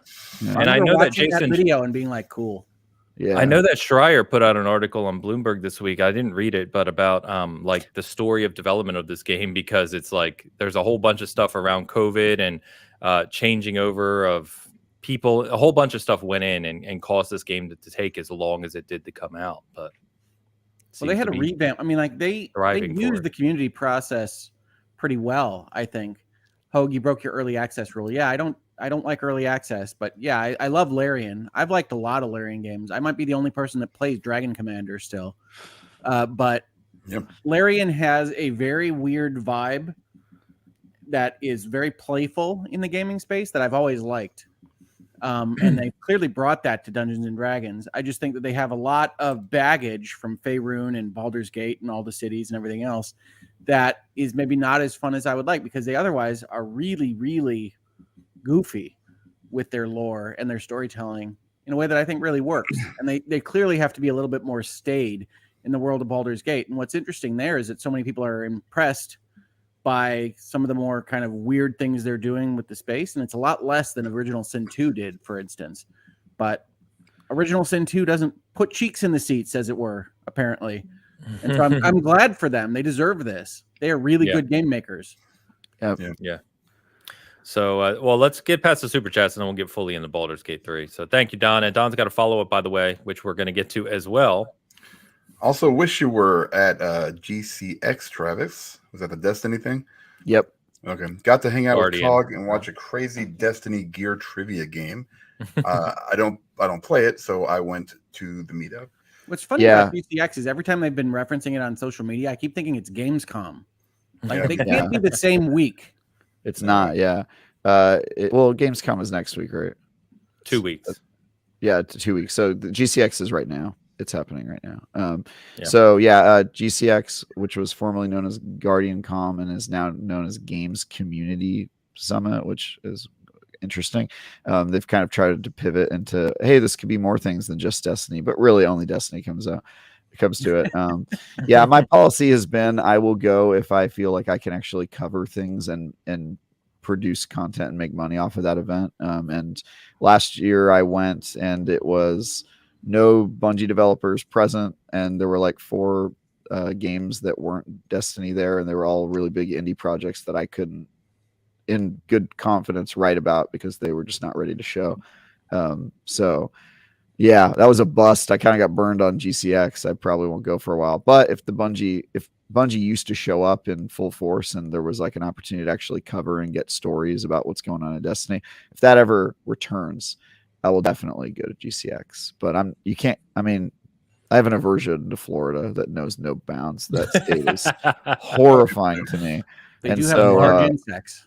Yeah, they have large insects and humidity. Not all of those are animals. I'm going to stay away as much as I can, but I'll come back if Bungie does. That's my rule, my line of the stand. And I'm sorry, I didn't mean Gamescom. I meant Gen Con. Gen Con. Yeah. Okay. Oh. Got it. That is it. Yeah, and Gamescom, it's an M. See, you just can't shorten GC. It just doesn't work for me. No, it's GameCube. Too much going on. Yeah, it also just used to be called Guardian Con. I don't really get the games community branding. I think they were trying to make a play for, because it's not made the event isn't put on by like Bungie officially. It's put on by like people in the community. And I think they were like, oh, this could be for everyone near the Florida area. And it's like, nobody shows up for it, man. I mean, Destiny shows up for it hard, but that's it. And so I don't even know what E and COG are doing this week. Like, there's nothing to cover. That they just put out one of the worst state of the game articles they've ever published that is depressing. And like, I get that COG and E, they're like super in with that crowd and they just hang out with streamers and YouTubers and people that play the game. But like, I don't know any of those people. Like, you could tell me the most famous YouTuber and I'll have a blank look on my face. Like, I just don't know any of those folks. So I don't care. I don't want to take photos with people, you know, named Banana. I don't want to take a photo with Banana Fart 37, the hottest new Destiny YouTuber. I just don't care about that. All right. So I do. Sorry. Yeah, I know you do, Dan. You're a big Banana Fart follower. Big fan. Yeah. I'm a huge supporter. Huge supporter. Patron, everything, man. Is Gen Con the tabletop one? Is that what you were? Gen Con board games, yes. Board games to that and in like tabletop 90, RPGs. It was like 1992. That was my first real like convention. 92. Was Travis born? Yep. I was barely born. Yeah, I was like 1 year old. I was like a junior in high school. A bunch of my friends. We went up to Milwaukee, Wisconsin, and that was crazy. I think Gen Con's been in Indianapolis for a while now. Yeah, I actually, so I get invited every year by like people because I cover tabletop for IGN, and so every once in a while they'll be like, "Hey, like we're gonna be at Gen Con. Are you coming?" And I'm just like, no, sorry, tabletop doesn't perform well enough for me to justify a business trip out there. I'd love to go though. So to all my friends at Gen Con, I just want to say I'm your brother. I just finished the finale of my tabletop RPG last night. It was a banger, as it always is. I'm a legendary GM. Everybody knows this. But you know, wish I was there. How did we get onto this? I know. Tabletop RPGs are awesome. We're talking about Baldur's Gate. It literally came from a tabletop RPG. Get out of here. I met a Chekhov from Star Trek, like the original, like Walter Coing, walking down the street. Like, yeah, well, he my buddy. I remember this. I don't know, because I felt like an idiot. He's like, man, I love your work on Babylon 5. I'm like, are you just telling me that you're telling me Chekhov, the guy, like Chekhov, man? You know, you just said, you know, I love your work on Babylon 5. His work on Babylon 5 is more impressive. It is good. I'm not gonna say, but come on, man. It's I did not know Anton Chekhov wrote Babylon 5. That's a deep reveal. I don't know about that. Travis cool. Pretending he doesn't know who Chekhov is a good bit. Oh, man. I don't know who Chekhov is, but I somehow really know the famous Russian playwright Anton Chekhov. I know that one. That one I know super well. That's right. Yeah. All right. I'm moving us on because we're all over the place. Yeah. There you go. I'm here Baroka. Is that how you say it? Hoeg. Lords and Dragons Hoeg. Love Lords and Dragons. Motion to have Captain Leo Fraud Esquire make more frequent appearances. You do want to make it French. Okay. I like, yeah, that is nice. Travis is my favorite guest appearance to date. Please advise. Damn. Awesome. Thank you. Nice. That's super nice. Yeah. So his Captain Leox Fraud. I went with a Star Wars sounding name. Leox. Yeah, I would totally do that. I don't know if there's a place for it, but you know, the great thing about Captain Fraud is he can show up in any place as a different character, and it totally makes sense because he's just grifting. That's how he does. He's just he could own a tavern down the road. He can, you know, maybe a casino. You know, he just that's how he lives. Just travels from town to town with his lovable schemes. Anytime your phone says scam likely on it, that's Leox is calling you, bro. He's got an exciting new opportunity for you. So. Nice. Appreciate it. And finally, Kalidi? Yeah, maybe. Just showing support for, Clyde. Right. Just showing support for a lovely podcast. Thank you, Kalidi Clyde. Thank you very much, Kalidi Clyde. You double it up. Yeah. Appreciate you. Thank you very much for the support. Appreciate it. All right. Baldur's Gate 3 formally. I bought it in early access, started playing it only for the first time in 3 years on official release. Right now I have about 10 hours or so, right around there, 8 to 10 hours post early access, like since it launched. Really, really enjoying it. I think what I like the most about these types of games, and it's not just Baldur's Gate 3, of course, but as you were referring to, like Larian's games and games like this, is I don't know about you guys, it always has me questioning whether or not I've done the right thing. Every conversation, every time a decision is made and I leave something, or I pick up something or don't pick it up, or a die roll goes one way I didn't expect, like I'm like, oh shit. Like, should I reload my save? No, I just got to carry on. Like, because I'm tempted to constantly reload my save and try it. And I'm like, that kind of ruins it, right? It's like, you got to live with your decision. That's the divinity problem. My fiance and I have been playing this one together, and we have very different philosophies. She is a scum saver because that is a that's something that the dating sim community is really a big fan on, with reason, by the way, because in dating sims, if you go one route and you end up with one romance option, you have to play through the whole game again, and a lot of that is unskippable to get a different path. So I get why they do it, but there's a lot of people that come from that community who are like, oh yeah, I'll save every 5 minutes and do every path. I am not of that philosophy. No, I think you just gotta live with it. I live life the same way I live my real life, which is leave it all on the field, never look back. You did what you did. You roll. That's what makes it interesting, right? Yeah, it makes it fun, right? Yeah. You rolled a 1, you got a critical failure. Now you work at IGN. Ride that train, baby. You know, that's where you got to go. That's why I posted. I don't know if you guys saw my tweet. There's an option about karmic dice. Did you see that? So there's an option in there where by default it's turned on, where it tries to avoid the dice rolling in streaks, like either positive or negative, it says. And so I turned that off right away because I was like, I want RNG to be RNG. Like, you know, if I'm going to lose 5 rolls in a row, which I have, by the way, I'm going to lose 5 rolls in a row and we'll deal with it as it comes. So just a heads up that that's an option in there. But yeah, I had one yesterday where like I was doing something and I was trying to help this kid. I won't spoil anything, but I was trying to help this kid and poof, he got killed. And I'm like, all right, I guess that kid's dead now. Is this the kid that got attacked by the harpies? Because there was one mission I saw Dee playing for 5 hours because she kept re-rolling and trying the combat encounter over and over. Oh, I did the harpies one. I did the harpies one. Yeah. So I was just like, oh yeah, the kid died. That's fine. Whatever. It's casualties of war. You know, we got to live. You got to move on, bro. Yeah. So that's the fun of a tabletop role playing game, right? Is you set up your circumstances as best you can, and then the dice do what the dice do.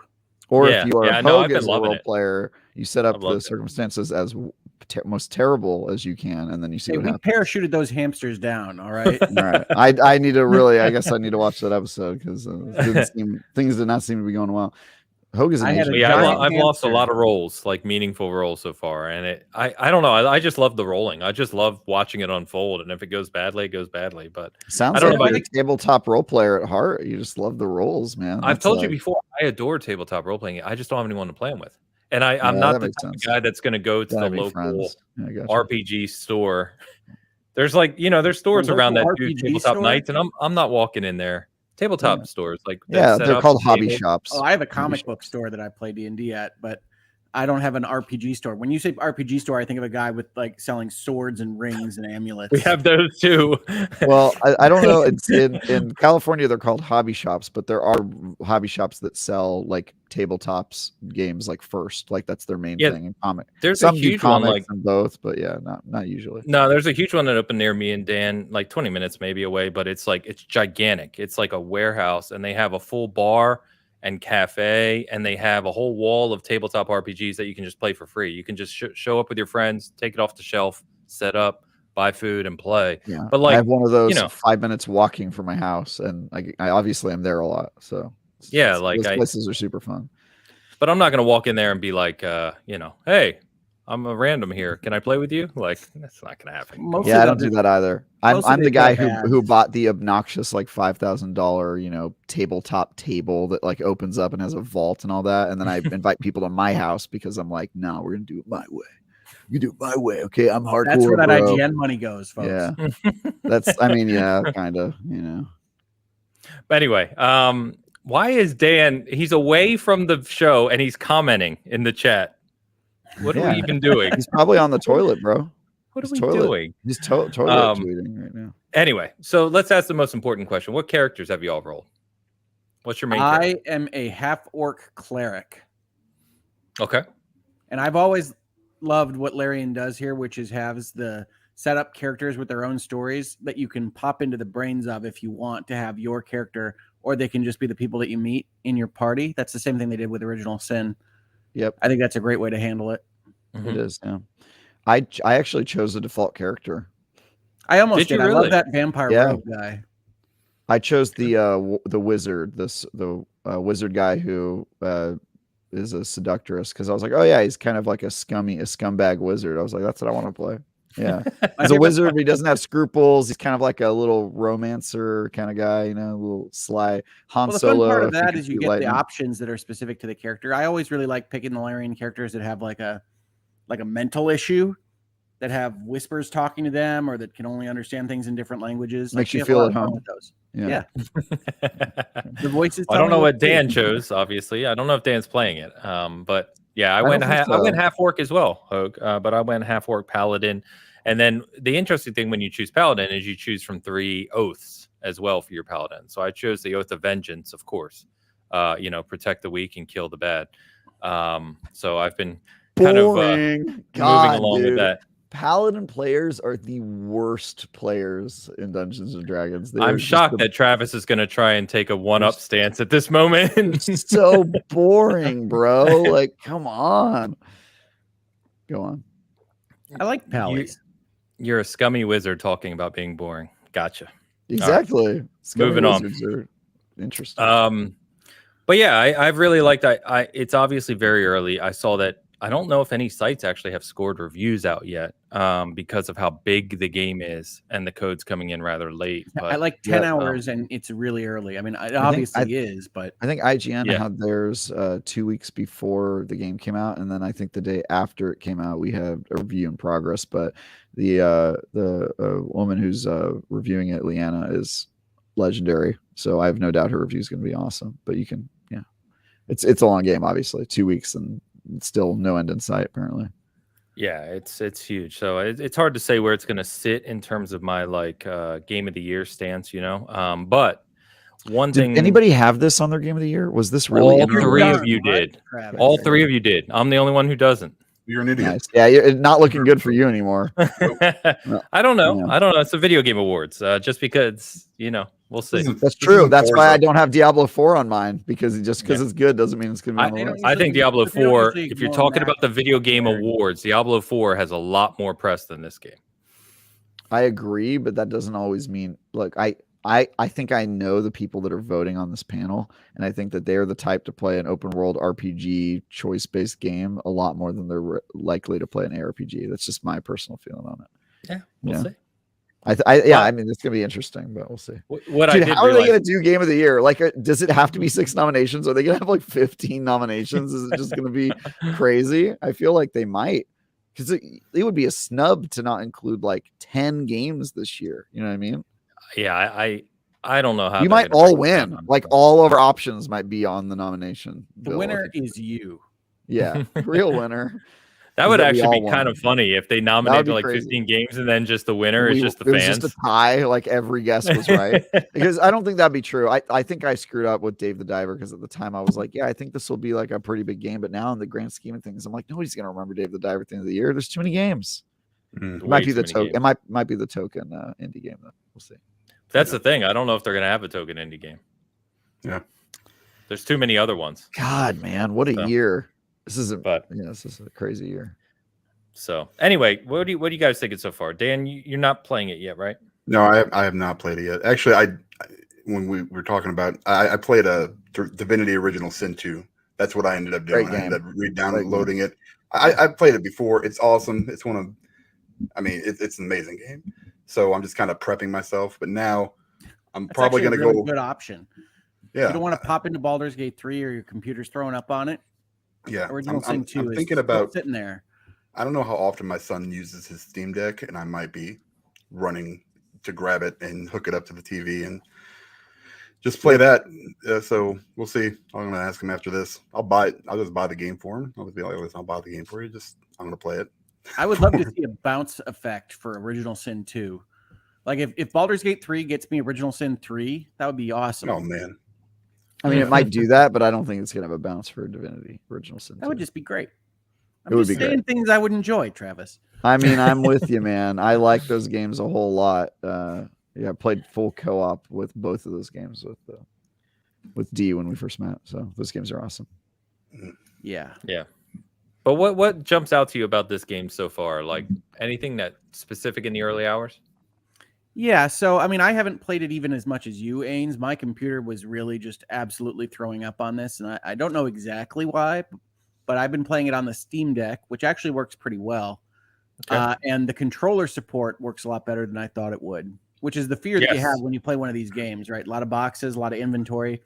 And what Larian has done is they've moved everything to radial menus, which I think is wise. It does mean things are a little bit more hidden from you, so you have to really dive in and figure out what your character is capable of. You get a bunch of characters at the start, so that takes a little bit of time.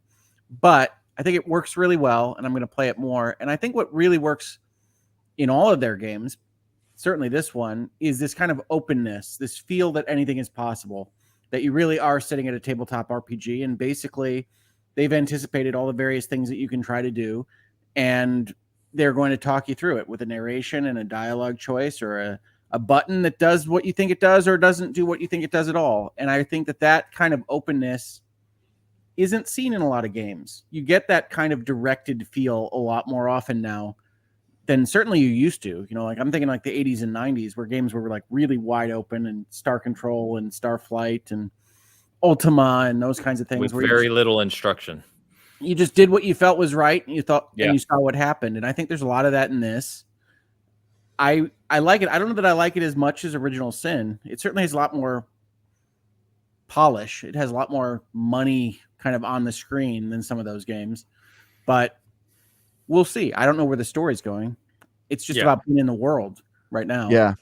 Yeah, I'm sort of on the same page as Hoeg. Like, to me, it's obviously extremely competently made open world RPG that I'm super excited about. I think the decisions you make and the randomness and crazy things you can do are like the killer app of that game, which is great because that is also the same thing that people play tabletop RPGs for, including D&D, which I'm not a huge fan of D&D myself, but I enjoy that they nailed that. I do think the worst part of the game is the D&D IP for me. And that includes story and just kind of general generic ass world. But also, I don't know if anybody else is feeling this. Does your character move way too slow in this game? Am I crazy for thinking that? Well, it's hard to walk around pretty slow. I had so many low frame rate experiences to start out with. Right. Yeah, I know you're on the Steam Deck, so it's kind of brutal. But yeah, you do move pretty slow. Yeah, I'm playing on my souped up PC and it looks fantastic. And I'm like, well, I guess it's good. Maybe they made me move so slowly because they really want me to enjoy the walk, around their beautiful world they made. Yeah, for me, like already I'm starting to see some stuff where like, okay, probably not a 10 out of 10 game, but probably pretty easily a 9 out of 10 because they nailed a lot about this game and it's super cool.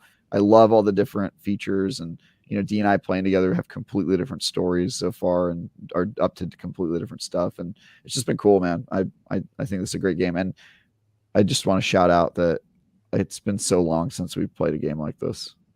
It's been like a while. Like, when was the last game of this quality of this genre? Was it Divinity? It might be Original Sin 2. Probably what you're talking about. Yeah, probably Original Sin 2. 3 was all right. I mean, I liked it. I mean, it's kind of the same deal. It's just a much smaller scope. There's got to be some other game we're forgetting. Pillars of Eternity. Right? When was that? Pillars of Eternity. I mean, like that's the same genre. The ones that are closer to the gold box games, I don't think are quite as open feeling as the Larian game. They're not. But I mean, you're asking for comparisons. I can't even really think of any that are. Pillars of Eternity is a good choice. Yeah. I mean, but anyway, maybe like the Outer Worlds. I mean, that's kind of, yeah, kind of that. Yeah, I guess that's probably a good comparison. But yeah, I just feel like these used to be the genre. Like this this type of game used to be battle royales. You know what I mean? They used to be what battle royales are today. Like they were the hottest thing. Anytime a game like this came out, yeah, it was like, oh, this is the game of the year. Dragon Age Inquisition won game of the year, which is crazy to me now. I feel like a game like that would never win game of the year. I don't think it should have won game of the year when it did. So I don't think so either. Yeah, but to be fair, that was a super weak year for games. So whatever. That was like sure, you can give it to them. I don't really care. But yeah, I just think it's crazy that this sort of game feels so like retro and old school to a certain audience, to the point where I imagine a lot of people playing this game are people who just really like Baldur's Gate 1 and 2 and are looking at this and being like, oh, it reminds me of my youth. You know, there's like probably a lot of nostalgia linked to it. It feels really different from the earlier Gold Box games to me. So I might be different there, but I didn't really vibe too well with those games back in the day. I like the characters and I like the storytelling, but like I never liked the tactical pause battling. I like this a lot better. So like part of being somebody who writes for IGN is like people hit you up when they find a game, like people that are on the periphery of the gaming, and then they hear about a game that interests them, and then they hit you up and go, oh, have you heard of this game? And I'm like, yeah, of course I've heard of Baldur's Gate 3. It's one of the biggest games this year. But I'm hearing from like a lot of older gamers that are hitting me up and being like, hey, did you know they're making another Baldur's Gate? And I'm like, yeah, of course.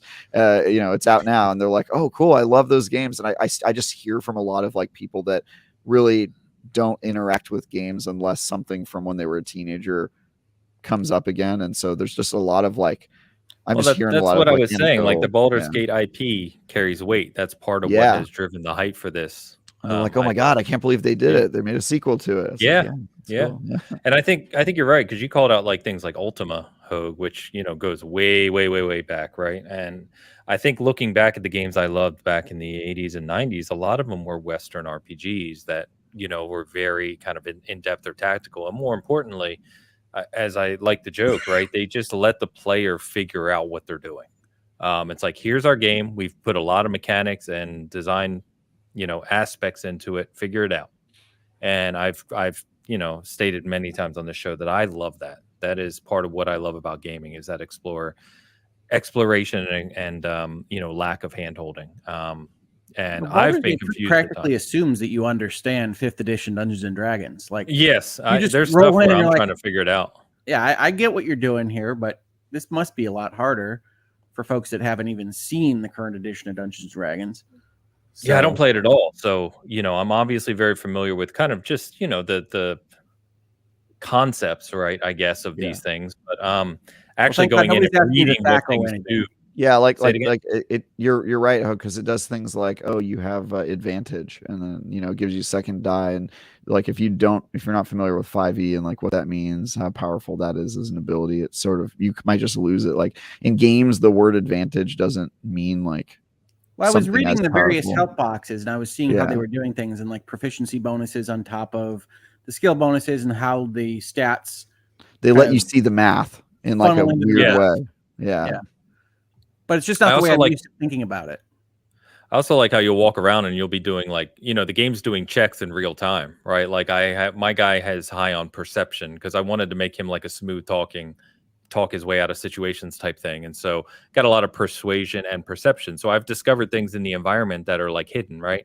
It's like it says perception check succeeded. And then suddenly there's a hidden hole over there that I can go down into.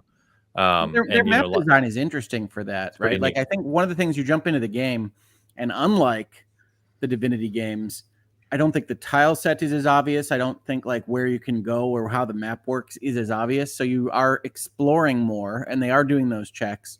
And even when you're holding down the button to be shown the things you can interact with, it's not showing you everything, right? And it gives you that kind of explorer's vibe that I think this year has been really good at, right? You say it's been a tremendous year. I think exploration has really been at the forefront of a lot of that. Diablo 4 is enormous. Zelda is exploration-based. This is an exploration-based game. I think there's a lot for people to discover in these games. Starfield is coming. And Starfield, honestly, I say you're popping champagne if you have the Wizards of the Coast IP and you're running Dungeons and Dragons, because you know how much you contributed to the success of this game just with your IP. I think if you're a little bit more worried, it's in Bethesda and it's at Starfield, because people are going to be coming right off of this game and into yours. Yeah. So, I mean, there's probably a lot more we can say. I know we'll talk about it in the future weeks once we have more time into this game to see where it lands. I've got other people I know, like Elu in the chat, saying, it's kind of replaced Diablo as his favorite game of the year so far, I believe. Keep me honest, Elu. But I'll have to see. I need a lot more time into it before I can get there. And I hope I get it because of the other game releases coming, right? This is a game that's obviously going to take a lot of time. And I hope I can dedicate enough time to get through it.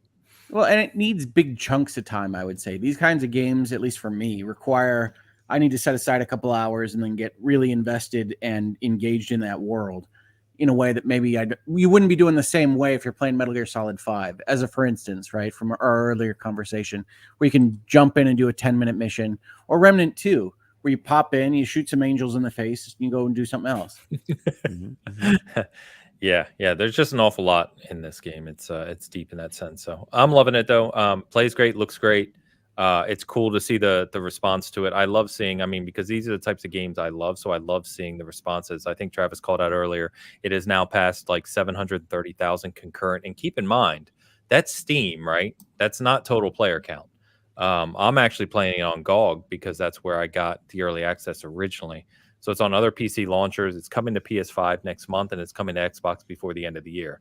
I also read that it sold over 2.5 million copies in early access. So this game is definitely blowing up. It's going to be one of the biggest of the year, I think, in terms of sales, which is crazy to say given the year that we're having. So gotta love it. Gotta love it. You think this drives some more interest in tabletop RPGs in general? Definitely. No. That was a perfect. I don't think so. Perfect cut Nah. that I can take that clip out of. Yeah. So I mean, like undoubtedly, there's probably like plurality of people that are coming to this because they like tabletop RPGs and they're like, oh, it's a video game version of it for sure. But I think that if you've never played a tabletop RPG, but you like open world RPGs, and then you see that this one uses an in-game world set and a setting that already exists and that you could play it, I think it probably could drive it. But I think probably the most likely scenario is it reignites previous D&D players' interest in playing a tabletop RPG. I can see a lot of that happening, of like the nostalgia being like, oh yeah, I played D&D in high school. I wonder if people still play D&D. Oh, there's a team that meets up at the cafe down the road. Like, I'm going to go join them. So, to me, this question is like, did Stranger Things really boost Dungeons and Dragons? According to them, it did. According to them, it caused a whole bunch of people to go back and play Dungeons and Dragons. When I was at their HQ, we specifically asked about Stranger Things. We were like, hey, was that? They were like, yeah, dude, that blew up. Like now they're actually doing God, who's the villain in the most recent season? Vecna. They're bringing back Vecna because Stranger Things got so many people interested in D&D again that they're like, oh, let's bring back that villain, put him back in the game. Vecna's rad. Vecna is pretty rad. So yeah, but I was reading the reviews of this game, and what's funny is mind flayers are a big part of the early parts of this game, and like one of the reviews was like the mind flayers from Stranger Things. I'm like, no, no, bro. Yeah, you mean Stranger Things, the game where they repeatedly reference Dungeons and Dragons as the source of all of the stuff in the yeah. It's not like Stranger Things has been trying to hide that that's what they do. Yeah, right. Exactly. But yeah, I think I think this is yet another thing. Like, talking to people at Wizards of the Coast when I was there, they're basically just like, look, we're on a hot streak, possibly spurred on by COVID, because people had more time and they're at their homes and they're looking ways to engage with their friends without. We wrote an article about that actually. Yeah, there's like a lot of that happening, but then a few things have happened in a row. Stranger Things blew up.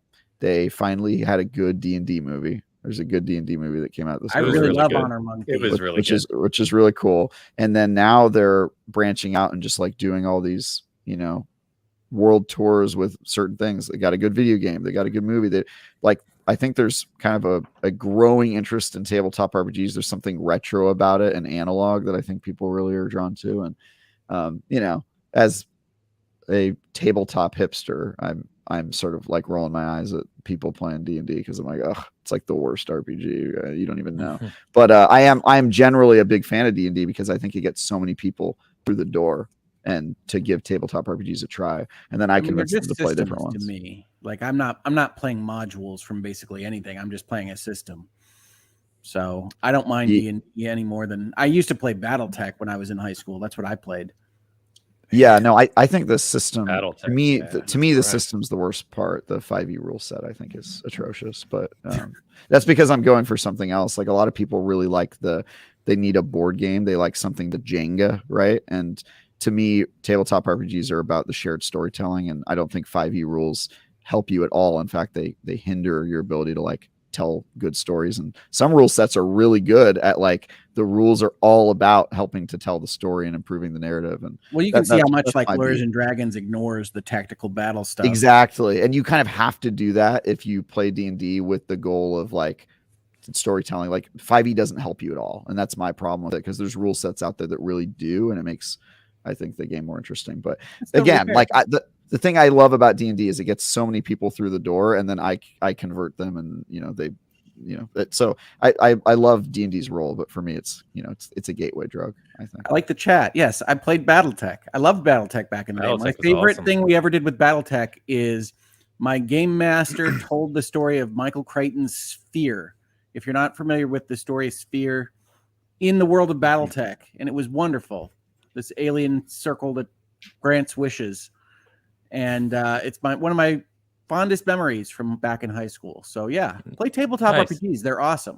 Travis has almost convinced me that this will matter for tabletop RPGs. So I'm going to grant him the win.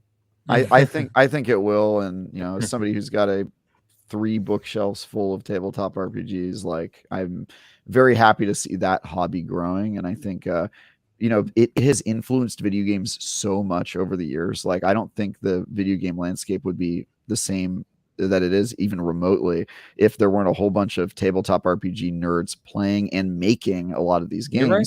And Larian Studio is for sure one of those developers that probably wouldn't exist without the tabletop legacy.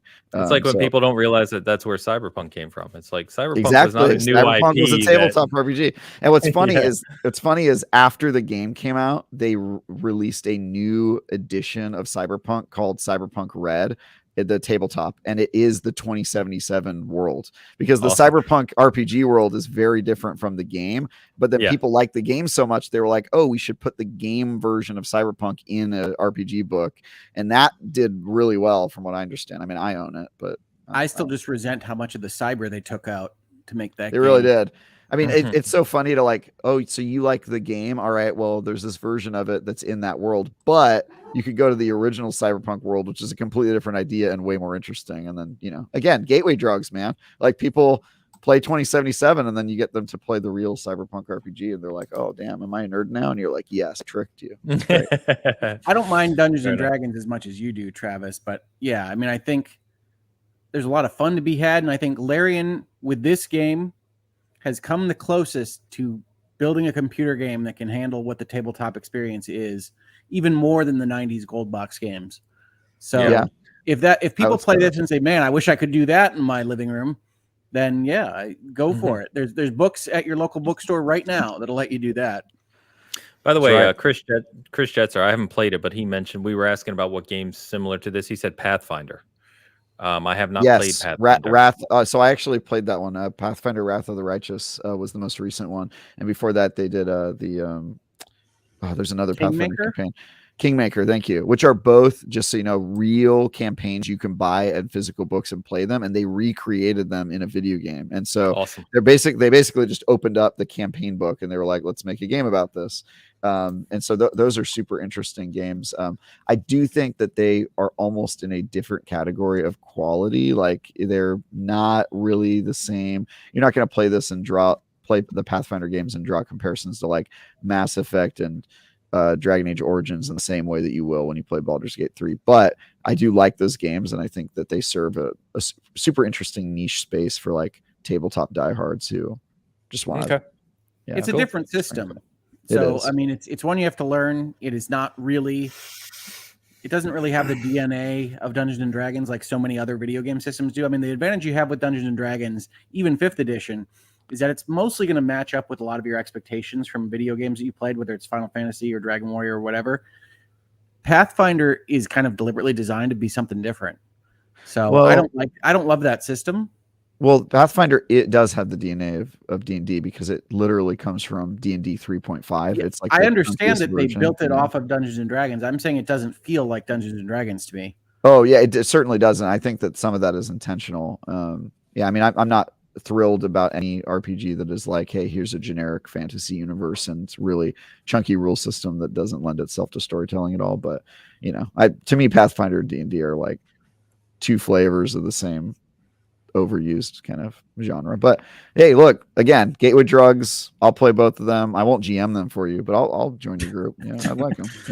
Travis, we'll not way. GM your tabletop Dungeons and Dragons. I'll GM other RPGs, but you know, come to me when you want to play. You know, my I've got Hoodoo Blues, I've got Godlike, it's a great one. Fate's Worse Than Death, Goated. Nobody's even heard of that game. Somebody said Shadowrun. I love that. Just making RPG. up stuff. Shadowrun's a classic. I'm not. I swear to God, these are real RPGs. I like, dude.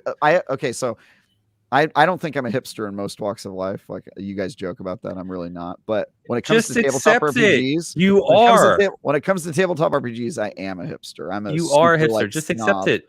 Be about this proud. stuff, so Be a proud hipster. Yeah. The truth is, I'm looking around my office here. I have a ton of board games. I don't really have a lot of TTRPGs.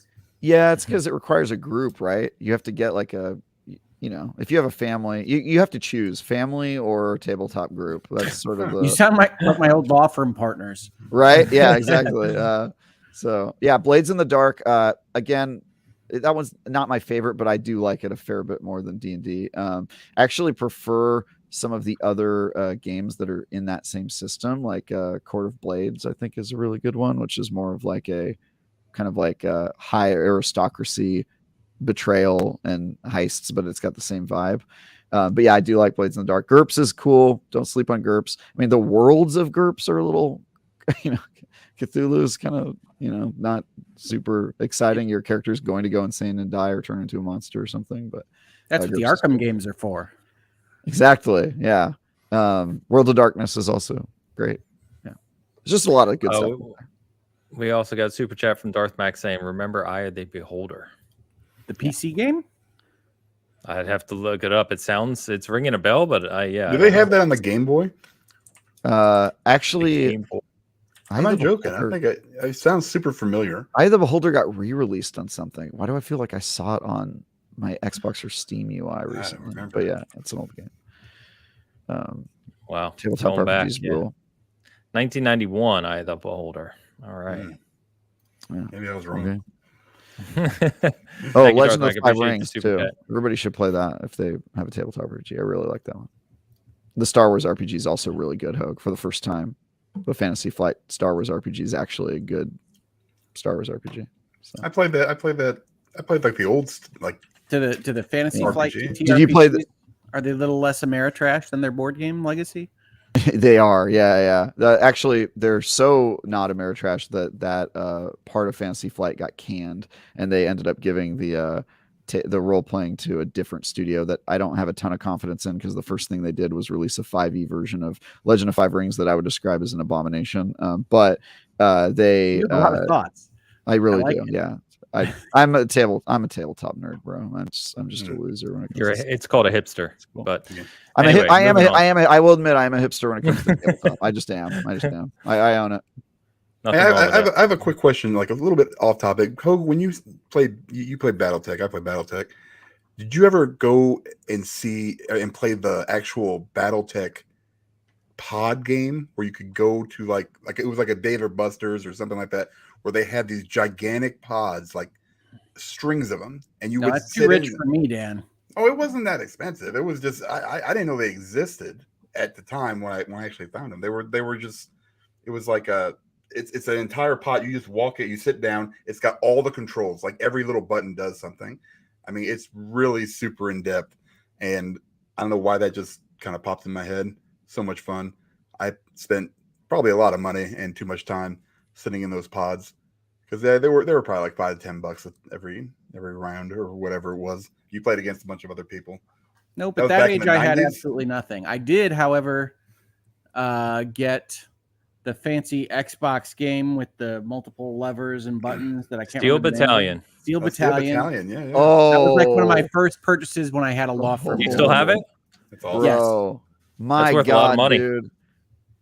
Dude, I would pay a lot of money for that. You know how I that came out when I was like in middle school, maybe even younger, and I remember just seeing it and being like, dude, I would literally kill everyone in my family if I thought I could get this. It sat on the top shelf of our electronics boutique for a couple of years, and then I finally got a law firm job, and I was like, give me that. I wanted it so bad, dude. There's a glass button, or you have to open up the glass. Oh man, dude, plastic, but yes, I wanted it. I wanted it. Still want it. Yeah, it goes for. Unfortunately, the game isn't as impressive as the controller. Yeah, the controller was always the really cool thing. It goes for about $500 or so. What? So, yeah, sure does. It's crazy because they didn't make millions of them. You know what I mean? It's pretty sought after. It was very unique. So. Oh, here I have a tabletop RPG. One last one to recommend to Dan specifically. Dan, I recommend you play. Remember this episode? I didn't do this. This is his fault. Dan, I recommend you play a tabletop RPG called Thirsty Sword Lesbians. That's all. Let's move on. All right, let's do it. I'm gonna go to my local RPG center. And, honestly, if you go to your local RPG center, I guarantee you they will have Thirsty Sword Lesbians. They might even have the expansion to it, Advanced Thirsty Sword Lesbians. You never know.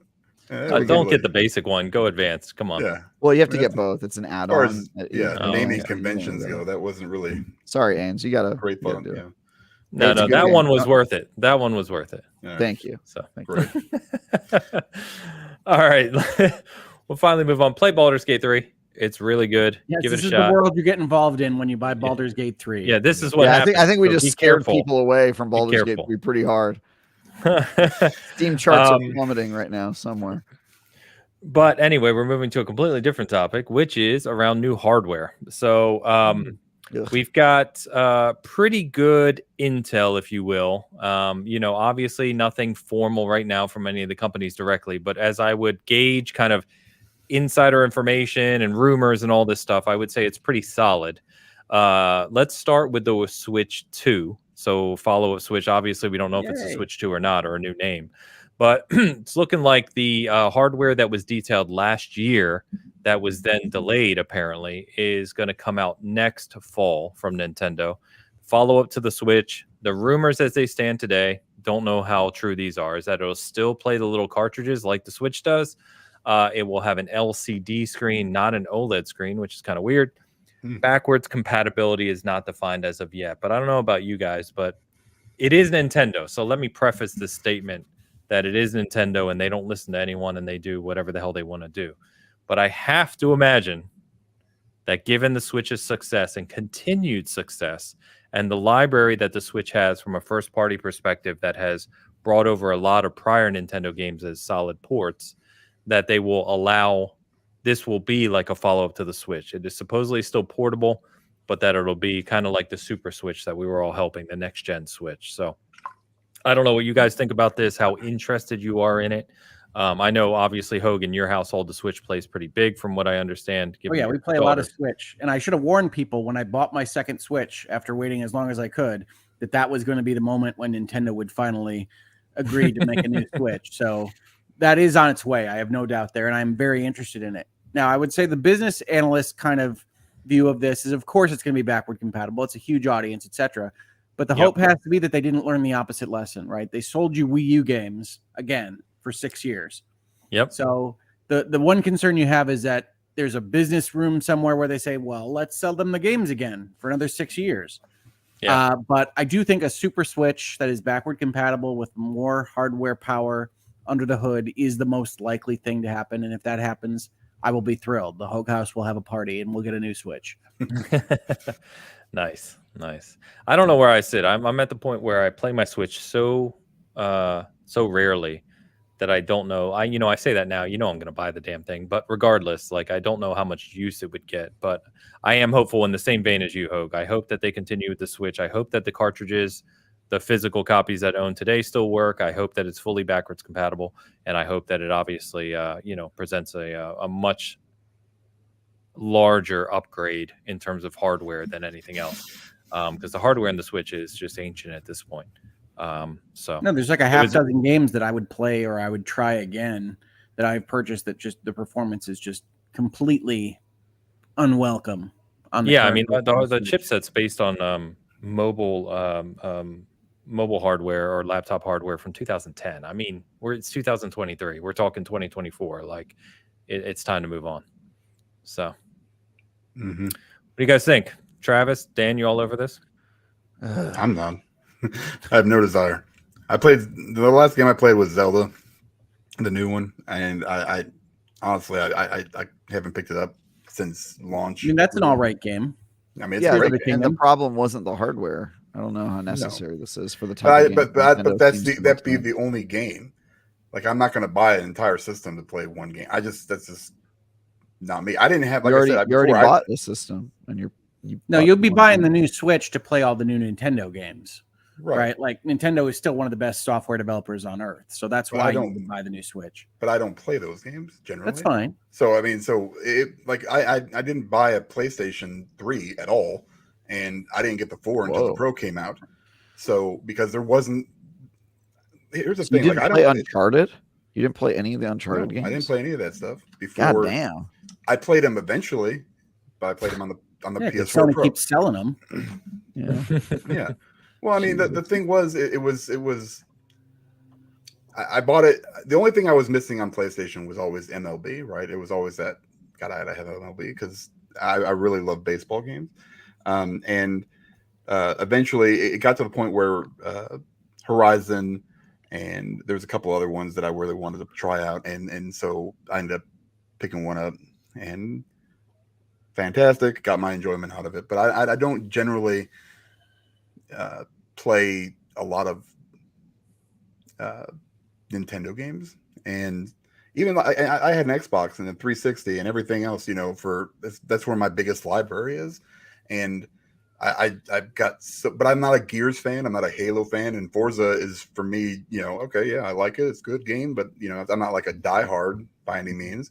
But that just has always been my system. When I got the Switch, I played a few games here and there. I played through Zelda, and then a little bit of Mario here and there. Luigi's Mansion, I really enjoyed. It's so few and far between that I don't have the time as much anymore to invest in those games.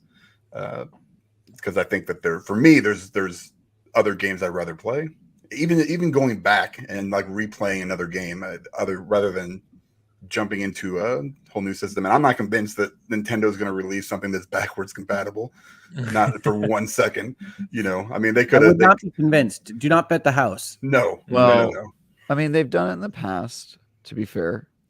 We saw the Wii U had like the Switch built into, or sorry, the Wii built into it and stuff like that. So they've done it before. And I also think their ecosystem is better equipped. Well, if we're splitting hairs, the Wii also supported GameCube discs. You could play GameCube games on that, right? You could put the small disc in there. So they've done. All I said was don't bet on it. Yeah, here's the thing. I think that you would have a better odds of betting on it now than you ever had, because also their ecosystem is finally equipped to support something like that, because they have online apps that contain all of their virtual hardware, and you can get your software libraries in there. And so I think it would be pretty easy to just put those apps and any purchases you've made in them on, carry it over. Yeah, carry it over, even if it were a different system. And I'm not convinced it will be. I mean, Nintendo is all about bold moves and throwing big successes out the window and trying something new. But I don't know if they will be willing to move on to something that isn't the Switch. I think they've been building the Switch for a long time, whether it was the DS or the 3DS or that sort of thing. This whole mobile console hybrid is it's the most Nintendo thing they've ever done. But what do they have to gain from keeping it backwards compatible? Aside, I mean, Nintendo fans, it doesn't matter. Keep their audience. I mean, you're not going to lose your audience. You're probably not going to lose your audience. Ever. They could do there is probably a tipping point where bad consumer practices are enough to damage your brand. And wait a minute. Nintendo is probably in the best position to know how easy it is to lose their audience from the Wii to the Wii U. Yep. And yeah, I would say Xbox is probably a little bit more equipped because they lose their audience every time they do anything. But and they never had an audience to begin with. Yeah, but I do think I do think like Nintendo values their brand a whole lot, and they don't always do consumer friendly things, but I think often it's because of a lack of understanding of certain things like how the cloud works and stuff like that. But I think they're getting better at that. And I think their next system will be backwards compatible. I don't know if we need it, to be honest. I know that people complain about the way Switch games work, but I have not seen Nintendo try to make a game that I thought, oh wow, this really, the hardware seems to be holding it back. Like, Link's Awakening.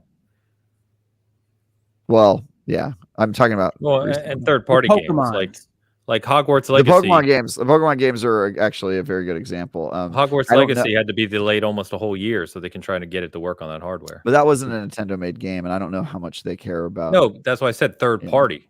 Yeah, I don't know. Legacy is one of the best-selling games of the year. I mean, I don't know how much Nintendo cares about third-party. To be honest, if they cared about third-party, they would be not doing the strategy. If they cared about third-party, their revenue would be higher. I know. I mean, they're beating the console you play without third-party. Console by a lot. What's the console I play? Xbox.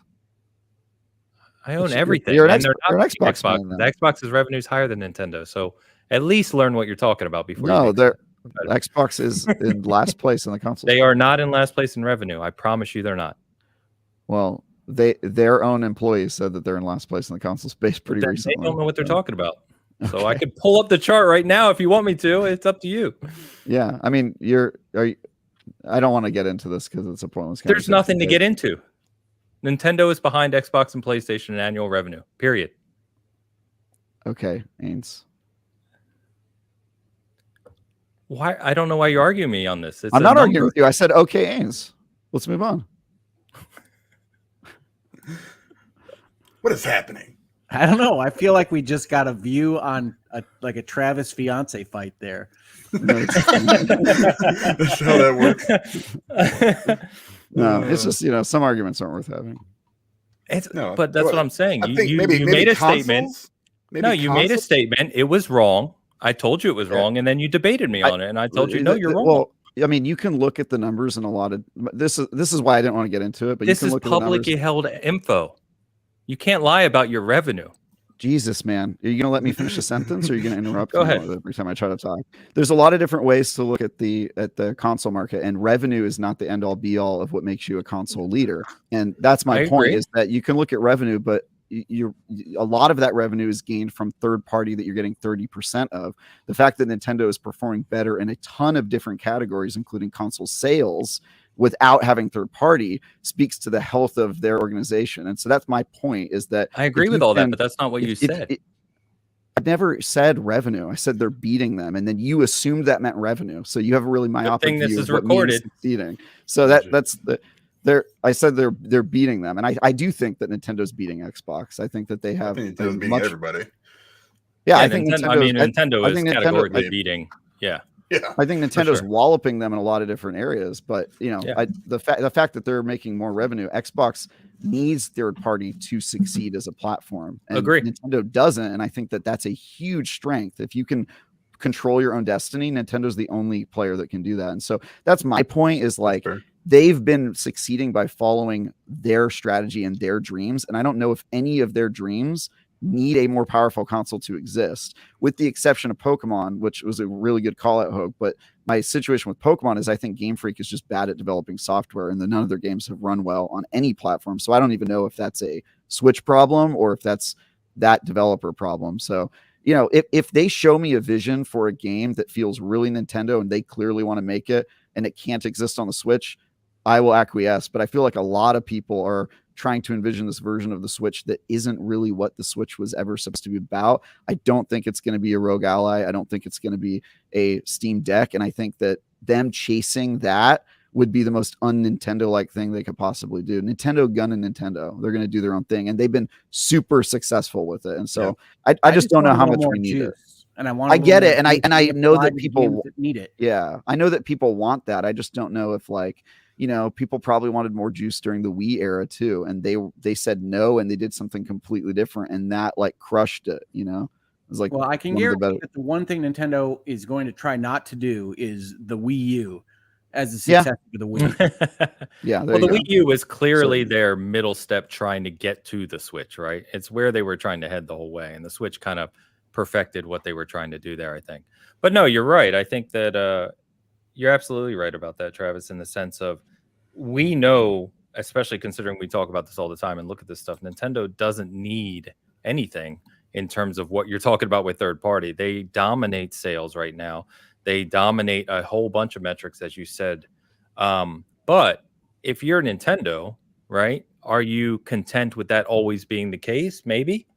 But why would you not want to continue that for Nintendo while further supporting third parties? Because we have seen third parties struggle to put their games on the Switch, and some third parties won't even approach putting their games on the Switch. Or they got to be streamed, right? Such a silly idea sometimes. To the cloud. Yeah, to the cloud. Yeah, and what's weird is that wasn't always the case. Do you guys remember, like in the GameCube days, like most games also came to the Nintendo console? Like third party was pretty strong because in those days. The GameCube had the IBM chipset that was comparable to PS2 and Xbox. But I almost think that Nintendo is getting a type of third-party support that no other platform gets, because Nintendo gets a lot of third-party games. They're just not from like Ubisoft and EA and the big budget stuff. They're like the places that the games that used to be on Vita. Like they get all those games. They get all the dating sims. They get a lot of visual novels. They get like Japanese games you would never find on the PS5, you'd never find on Xbox. And I feel like they kept up their DS library. Yeah, they kept their DS library, and I think they took the Vita library. I think all those games now just are Switch games, right? And so it's almost like they're succeeding at third party with a market of third party that isn't really palatable on the major consoles. And it is on PC. I'd also argue slightly differently. I think Ubisoft's an interesting call out because they obviously have a close relationship with Ubisoft. That's true, yeah. The Mario and Rabbids games are essentially specialty second-party type games made only for you by a big publisher. So, I mean, they do have that position as well. But I have to believe... I was thinking of Assassin's Creed and, Watch Dogs and, those sorts of games. But, yeah. Right. No, of course. But, yeah, I mean, I think that a Super Switch that can still play your library of games that you picked up for the last 6 years, which is a lot of people that didn't have a Wii U, is useful to keeping the momentum and direction of your brand. Is Nintendo going to go for that? I don't know. I agree that it's not necessary, so that's why I think it's unclear as to whether you'd win that bet. But I think certainly if you were just playing the what's the most normal thing that they could do, that backwards compatibility is what you'd expect from what amounts to the console market leader right now. But you have to ask, what was the most Nintendo thing to do? The most Nintendo thing to do would be to make a cardboard version of the Switch. Right. And have it only available to you through a cell phone that you put in and accesses the QR code. Yeah, that's it. My thought was like maybe they'll keep the Switch or upgrade the hardware in some way, but then there will be like a peripheral that adds like Wii motion functionality, because that is one of the disappointing things is the Joy-Con doesn't really showcase any special hardware, and I thought it was going to, but everybody wants to Switch kind of proved that they're sort of over the motion gimmicks right now with the Joy-Con, which is interesting. Switch Sports is really, really good. Yeah, I mean, I know you've said that. I didn't think so, but it also, to me, it's like they kind of stopped playing into the gimmick of motion controls. I feel like they don't really do it as much, and I would wonder if they would do something like ARG, like they did with the Mario Kart physical racetrack game. If like they would ever make that front and center on their console, I could see them doing that. I could see them being like, hey guys, here's another Switch game, but also, or another version of Switch, but also, it either comes bundled with, or there's an optional add-on where we add like an ARG component and we're going to make more games like that. I could see them doing something weird like that. You didn't like Switch Sports? We have to go back to this. Yeah, is that the one where there was like a fencing game? I think I played that with some people and I was sort of just like, yeah, this seems like a worse version of Wii Sports. I need a Super Sluggers. That's what I need. I don't know. The games just didn't really jive with me. Like I kind of felt like there was like a fencing one, a tennis one. The tennis one I felt like was just really basic, and I don't know. It didn't feel like it had the heart to me. But granted, I played like 2 hours. Nintendo's strongest kind of live service multiplayer online game direction that I had seen. The way they handled all the sports and the way they handled their battle pass. No, I think Splatoon is even a little bit weaker in terms of the overall infrastructure. Sports kind of drives you to play for hours at a time, just getting the little things in the pass and playing different versions of essentially survival bowling and tennis. I think that's a stronger. Interesting. I think that's a stronger result than Splatoon. Splatoon I is guess a better game.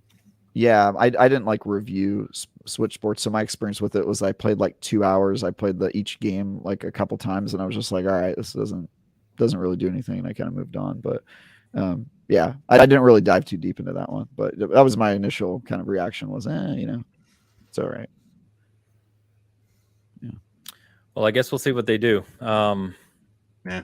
It sounds like most of the panel wants it, or half. It's like Ains and Hoeg are on team. Give me the Switch Pro, and Dan and I are less enthusiastic. Oh, I mean, it's absent some real mistakes in the way it's designed. It's an easy buy for me. For me too. I just don't know if we need it. Yeah, I'll buy it. I'm not really with you. I want it, but I don't know if I'll even buy it. So I'm not the best determinator, I guess. God, you really don't play a lot of Nintendo, or I guess do you play them, or you just don't play them? Okay. Yeah. No, I don't. And some of them are good. Right? Like Sparks of Hope seems like a game you'd like. Like, aren't you into those? Dude, I bought Sparks of Hope like a month ago. Finally, right? I still haven't played it. Why? Sparks of Hope is really strong.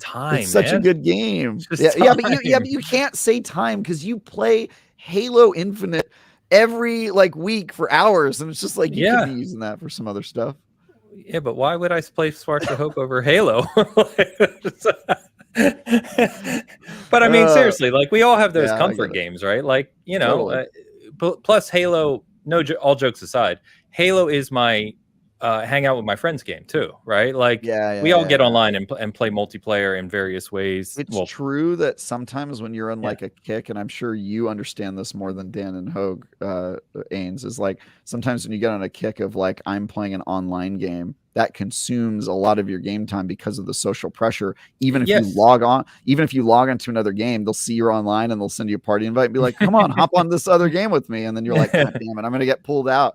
That's why I show offline almost a lot now. But which is why it took me so long to beat Ghost Trick, which, by the way, Hoeg, I finally beat it 2 nights ago. And my God, what a great game. They've done it again. Or I guess they did it previously. But, they've done it again for me. It's great.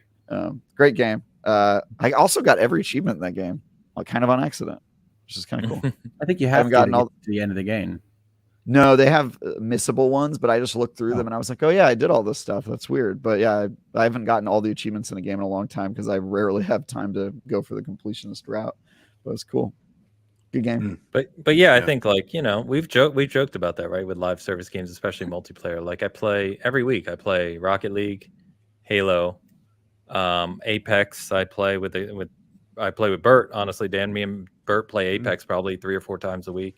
But those games, those are my hangout games. That's hanging out with friends, right? So that just between that and then obviously career and family life and then games I have to cover, there's not a lot of time for other games. Because gaming for you is more social. Like Dan and Hoeg, I think they play video games to not talk to people. They're just I just want to sit here and escape. Granted.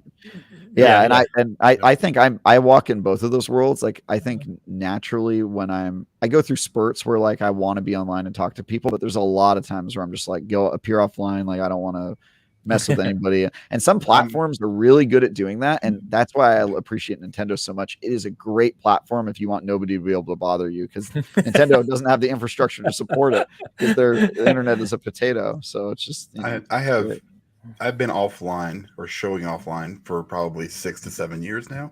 So you probably have friends who think you're dead. No, there is. I'm not even. You're exactly right. You remember Greg Ains, the guy I used to play with? He's the worst player of any game ever possible.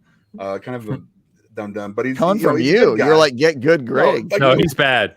So bad. Absurdly bad. Wait, I think I know this guy. Did he play Cuphead tutorial? No. Greg is taking strays. No. It's bad. Unless it's Forza. If it's a Forza game, he is incredible at racing games. Unbelievably good. Everything else, it's like he's walking to a wall constantly, and that's literally. Anyway, that's just when I fall asleep. I pop up. I had a message from him on Xbox, and he literally said, "Dude, are you still alive?" And I saw it. It said 267 days ago or whatever, was when he sent the message. Just respond back, no. No, I'm good. I'm good. I regret to inform you that Dan is no longer with us. This is Dan's wife. Sorry to let you know. He's done. He ate too many Pop-Tarts with butter on them. Yeah, with butter, no doubt. Yeah, I think that's one is too many Pop-Tarts with butter on them. I think that's, Don't knock it till you try, dude. Don't knock it till you try. that's telling I you. mean, man. yeah, Delish. that only works with some things, Dan.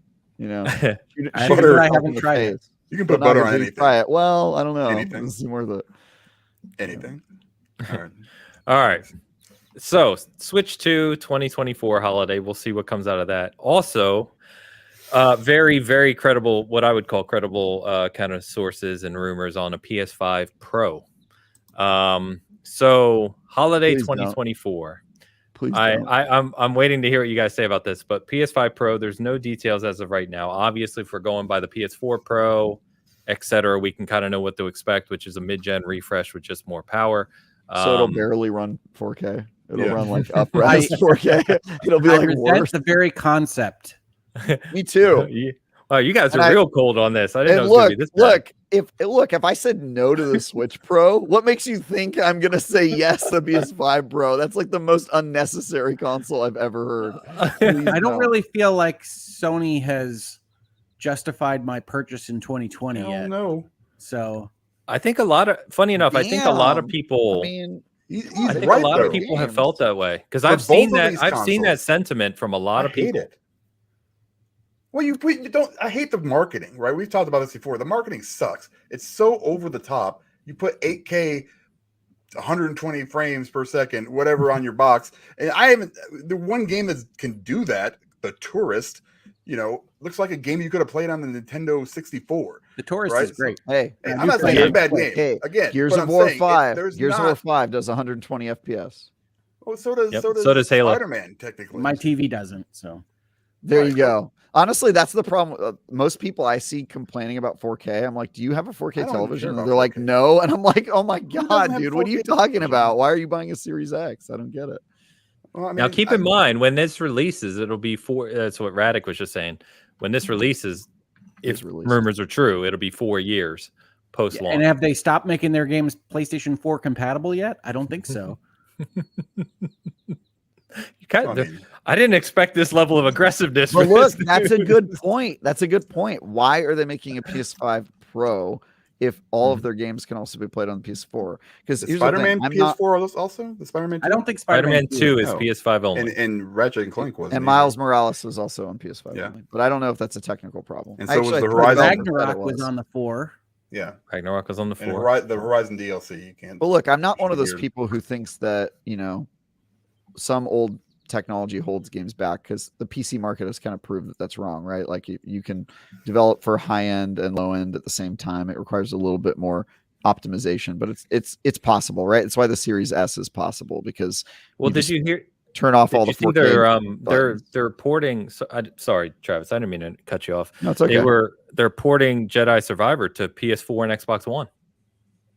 I mean, I would hate to see how those games run frame rate wise, No but good luck with that. Because I had a buddy who he was playing on the launch version of the Xbox One, and let me tell you, man, in this generation, playing on that console, what's that? Of what game? He was. Oh, just you just playing, mean in general? He was playing all of his games. Like, he had Game Pass, Gotcha. and he was playing on a launch edition of Xbox One. Like, that was his only console. And so, like, he was like playing all the games that come to Game Pass. And he, at a certain point, he was like, "Hey, is this game supposed to be running like this?" And he would send me like a video, and it'd be like the worst thing I've ever seen. And I was just like, "No, like no, dude." And I actually ended up giving this guy like my Xbox One X, because I was just like, this has to be better than what you're dealing with. Like, that's crazy. But yeah, it was like, I think that there is something about, just like on PC where there's recommended requirements or minimum requirements. I almost think you put like a either recommended console, or you just don't put it on that console if it doesn't meet some bar of how the game is supposed to perform. And I don't know any PS5 game that feels like it really needs a PS5 Pro. Like, is that the problem? I would say the problem is kind of the inverse.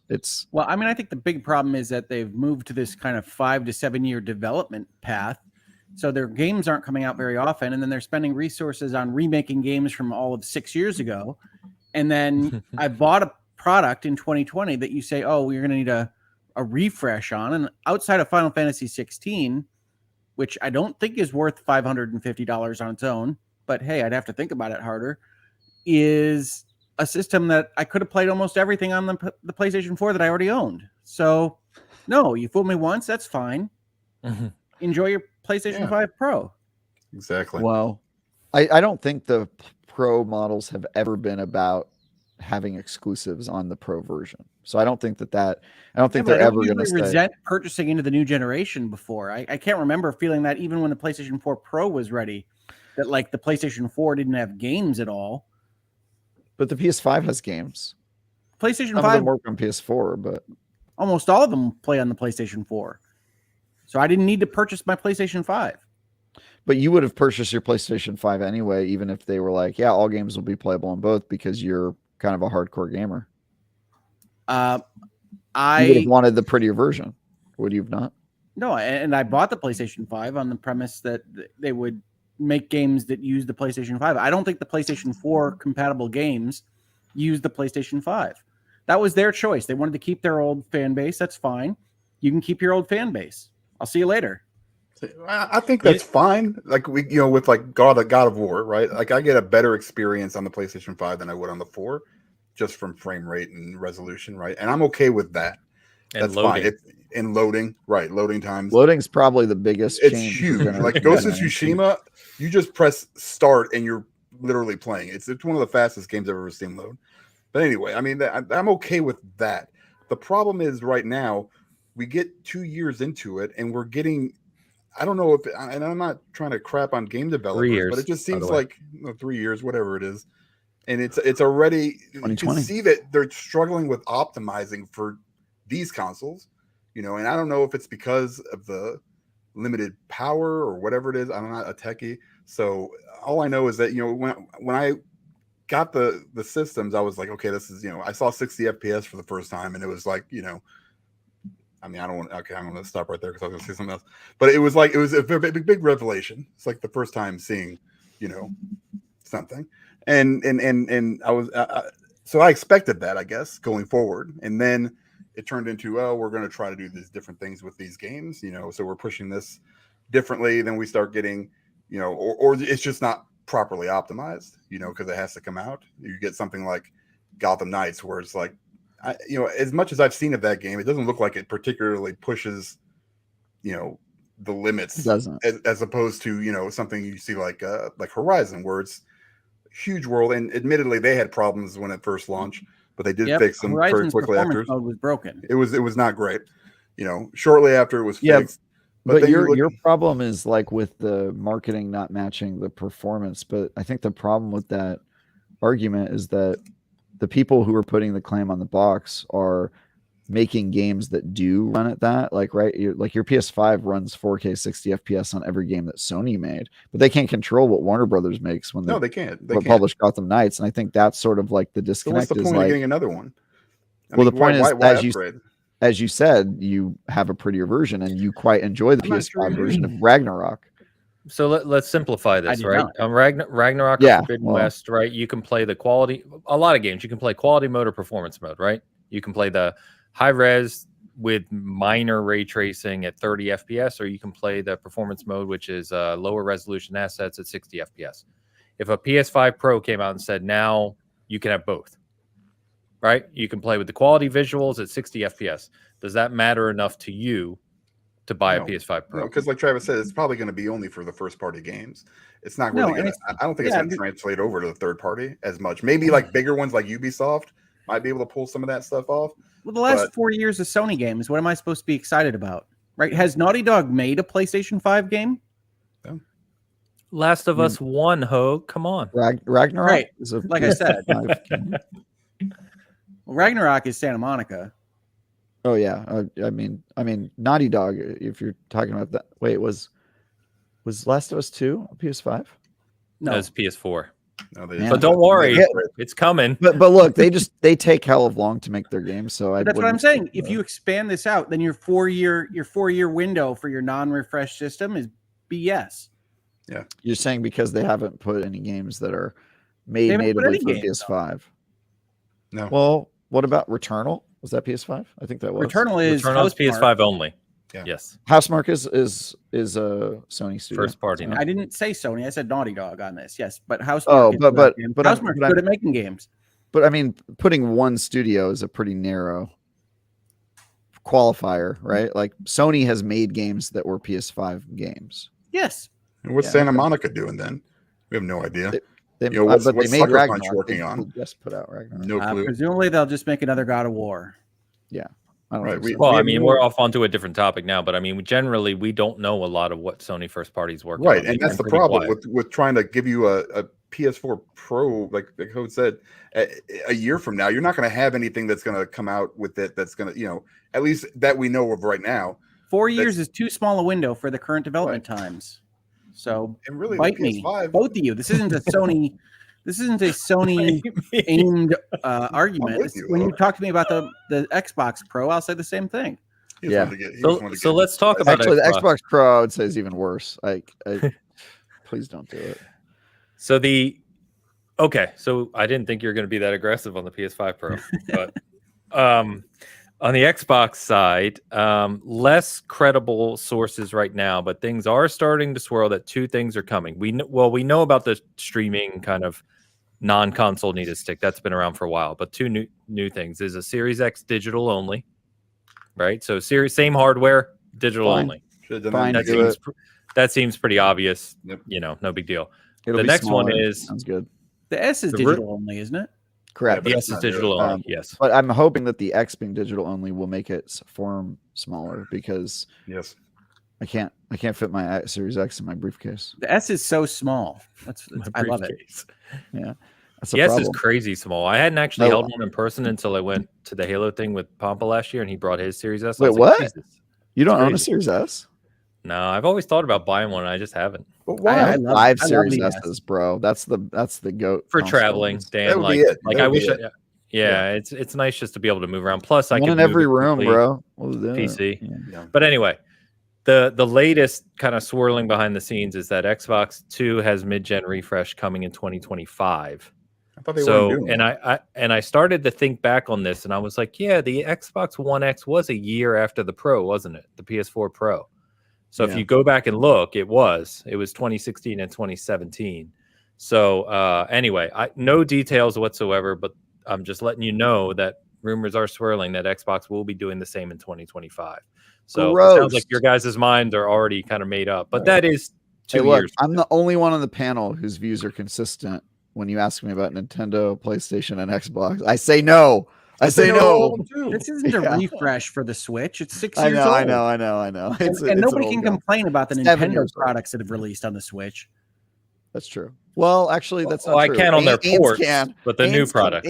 Ains can complain about what. No, I Nintendo's releasing can't. on the I Switch. mean, if you look at, to Hoag's point, if you look at the games Nintendo has produced on the Switch, including some of their partnerships with third parties, they've crushed it. I can't deny that. I mean, Mario Odyssey and Breath of the Wild are in the first 6 months of the system. Yeah, I mean, they've crushed it. I can't deny that. The fact that Mario Kart 8 has sold 60 million copies on the Switch after being a Wii U game, that's nuts. But I can't argue with it. Yeah. I mean, they know what they're doing, right? But anyway, so if you think about it this way, though, Hoag, you just said something which kind of hit me kind of funny, which is the Switch would be 6 years. It'll be 7 years, actually, once it 7 years, releases, right?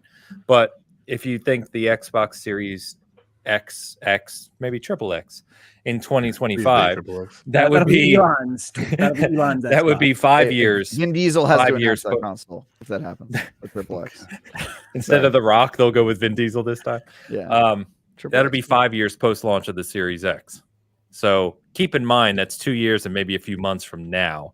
Would that make it any better, or do you have to see what they do in these next 2 years? I think 5 years is better than 4 years. I think that's obvious enough. But Xbox has had a real desert of content for long periods of time during this run. So I would resent it as well. Yeah, but that sounds more like when that comes out, that's more realistic with everything that they've shown that they're working on. I feel like they could launch that. That's true. If you take all the first-party stuff they announced this year, right? If they pull that off and they can do it all together, launch that system with say 3 of those big AAA games that they've been working on. That's not a refresh. You just want them to launch the next gen? Well, I mean, that's it's next gen. No, well, not necessarily, because this is all coming on. You can play it all on the Series X too, right? But Well, that's that's getting more into the question of like what's a refresh and what's not, right? Like I expect the next generation to be backwards compatible. So yeah, right, but so at this refresh point, is also they all backwards melted compatible. So what's together. the difference? Because it used to be that console generations were generations and were significant because they weren't backwards compatible and they were a completely new idea, etc. But now they're basically just more like the Series X is basically just a console hardware refresh of what the Xbox One ended up being by the end of its life cycle. So I don't know if they're significant anymore. They're just branding basically. It's like marketed as a new console generation, but well, that's also why I won't be getting a refresh, right? It's like I need more than 4 years out of my PlayStation 5 purchase. So. But I think that's okay. So like I think in the future consoles will probably be more like the cell phone market where they don't really want to sell you a phone every year. They just want you to buy the phone when it's your time to upgrade. And I think if they keep on the path they're at where we're getting new consoles every 3 years, it'll be like, all right, you skip one, you get the next one, and that's kind of normal and okay. So I just to be clear, I don't have a problem with any of these people doing anything. I don't have a problem with the Switch getting a new console generation. It makes sense. They're at the point in time. I don't know if I question if they need it. That's why I'm opposition to it. But if the console refresh for the PS5 Pro and the Xbox Series X 2 or whatever the heck it ends up being come out, and they're still fully backwards compatible with everything in that generation and the previous generations as well in Xbox's case. Like, does it matter that much if you skip it? You can buy it if it makes sense for your particular setup or the frame rate you're trying to get or whatever. But like, I feel like we're headed toward a market where it matters less, and that those lines are blurred happy. more for sure. Yeah, I agree with that's you. Probably a good thing. I completely agree with you. I think it sounds like where our discussion is leading, and I'm sure we're not alone on this, right? Is we're describing essentially the PC market at this point, right? Where you upgrade when you want to upgrade. And if you want peak performance, you've got your high-end GPU and CPU. And if you don't want to spend all that money or don't want to upgrade, you don't have to, but you can still play the vast majority of the games. But I guess the question I was going to pose is, it feels like what we're saying is then developers need to get to a point where they're supporting consoles and the options of performance more like PCs. Because I feel like the development of the games is doing that, right? That's why you have quality slowly mode, performance mode, and balance and all that stuff. Like that's kind of the first barrier to fall. They're kind of showing some of that stuff, and like with FOV now, and but I don't want a bunch of toggles on my console games. No. And I don't want to have to pay double for 8 years than I used to. Damn right? right. But Hoeg, you're the one who praised the quality mode, performance mode option, right? And so you kind of do want that some one of those toggle. Yeah, because it eliminates the toggles. That's exactly right. I don't know. They got you one. There's gonna be 2, 3. Who knows how many toggles by the 4. Nope. But I do. I think my least favorite part about Baldur's Gate 3 this week was reminding myself how much I hate going in and out, gaming, messing with toggles, and trying to figure out where the performance is okay for me. Yeah. I also have that hatred of the PC platform, but the reason I use cell phones as my parallel rather than PC is because I think PC and the reason it's not really going to work on console is because it requires too much input from the user and knowing about CPU and GPU, and like it's so specific to like that market that wants to tinker. I think console is going to be a lot more simple. It's going to be like, hey, this is the 14. Last year was the 13. Do you want this year? No, that's fine. Most of the stuff will still work. Your mileage will vary. You're probably going to have to upgrade in 3 years, but you don't have to upgrade every year unless you're a diehard. I think that's where it'll be. And I think that's probably okay, but it does mean that those console manufacturers need to get their ducks in a row and make it very clear on what backwards compatibility looks like forever into the future and assure the customers that that is the kind of new model. And I don't think they've earned that trust yet, which is why Hoeg is, objecting to this, is because it's not Apple making an iPhone every year where things more or less work the same. It's sometimes you have to reset your entire library. Sometimes the PSVR 2 comes out and it slaps you in the face and says you don't get to take anything with you. And I think that is a problem for consumer trust, and it's a disadvantage if they really want to make that transition, which I do think they do want that. I think they want to kind of get over the forever resetting console generations thing. And give me an option, right? Like I can take my phone over to Verizon and trade it in for a pretty good chunk of money towards my new phone. Let me do that with the consoles to a certain extent. Not at GameStop. No, but that's what All Access attempted to do too. Yeah, but that, you know, Yeah. I mean, Also, I think the it's very reason that model specific. doesn't work, Dan, is because part of the reason your cell phone is worth so much money is because they also lock you into a contract when you trade in. That's what you get the All discount access for. was. It's the contract. And Right. so I think unless consoles start asking people for yearly contracts, which I really hope they don't do, that model's not going to work. But I do think it's fine. You know, consoles aren't that all access $1,000. concept. I mean, you're going to see more of 3 years. Yeah, of Game literally, Pass that's and what that was. That's 3 what years you're of Game describing. Pass and your Xbox is $50 or whatever. I mean, Yeah. you're going to see more of that. For those who don't know what Xbox All Access was, because it's super niche, it was a service that allowed you to pay for your console and Game Pass over time. It was basically 2 getting years. a console as a service, more or less, kind of like leasing a car, I guess is kind of the closest parallel I can think of. It was, nobody knew about it. It had big marketing problems, but the people who did know about it, like my buddy Raul, who is a very casual gamer, he saw All Access and he said, that's the best deal I've ever seen in my life. $20 a month for 2 years, and at the end I get to keep the console. Hell yeah. And he signed up for that. And you know, so it did have a certain market, but I think that subscription could be possible in the future. I just think it's super foreign to today's buyer of consoles and video games. 100%. It's just not, it's not really, they don't, it doesn't make sense to them in their brain. There's some people that just want to buy Madden every year, put it in tray and play a game. Like that's like Raul's one of those guys who's just like that. So, well, and to your point, Dan, you said, you know, I want to be able to trade in my console, and in theory, if this was the model, right? To those companies, not GameStop or something like that. But that's the thing. You said not GameStop, but you don't trade your phone into Apple. You trade your phone into Verizon. But it's that's a where I third got party the phone originally. Yeah, but right? it's not the company that makes it. And they have contracts with, you know, whoever they need to have.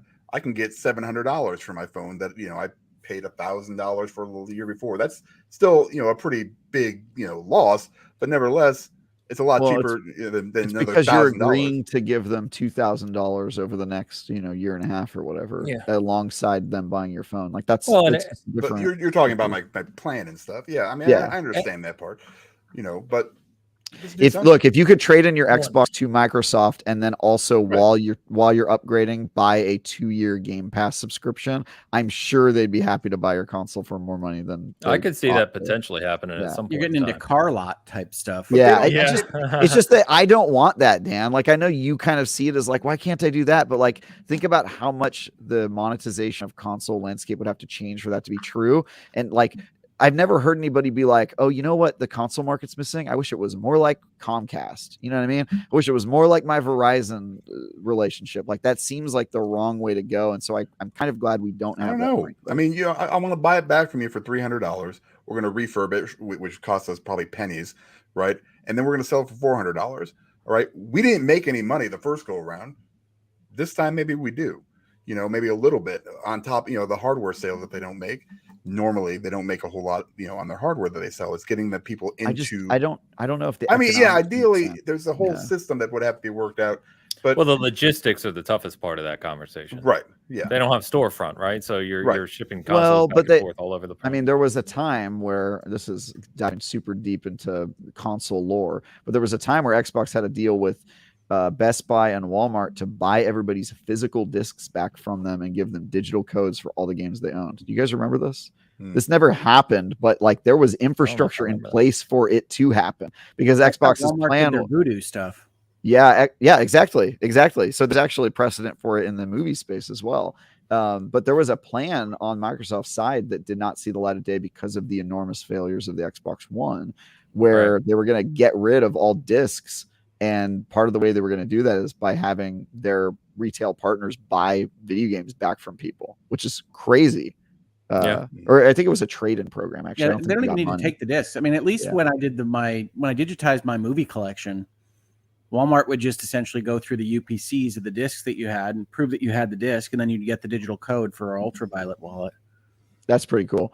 My understanding was this was a trade system where you like could decide to convert to digital, and I would have done that in an instant because I have a shelf full of physical discs that I would literally, if you were like, Travis, go get the disc, I'll be like, just buy it on the console. I'll own it twice. You know what I mean? Like, just I was going to get a divorce if I kept buying discs. So yeah. Man, well, Interesting conversation. I guess we'll see what actually happens in reality. I think it sounds like the first thing we're going to hear about in reality will be from Nintendo, probably relating to what's going to happen with the Switch next Well, they're year. usually or up for a whatever. new direct pretty soon, right? Like maybe September. Yeah, hopefully.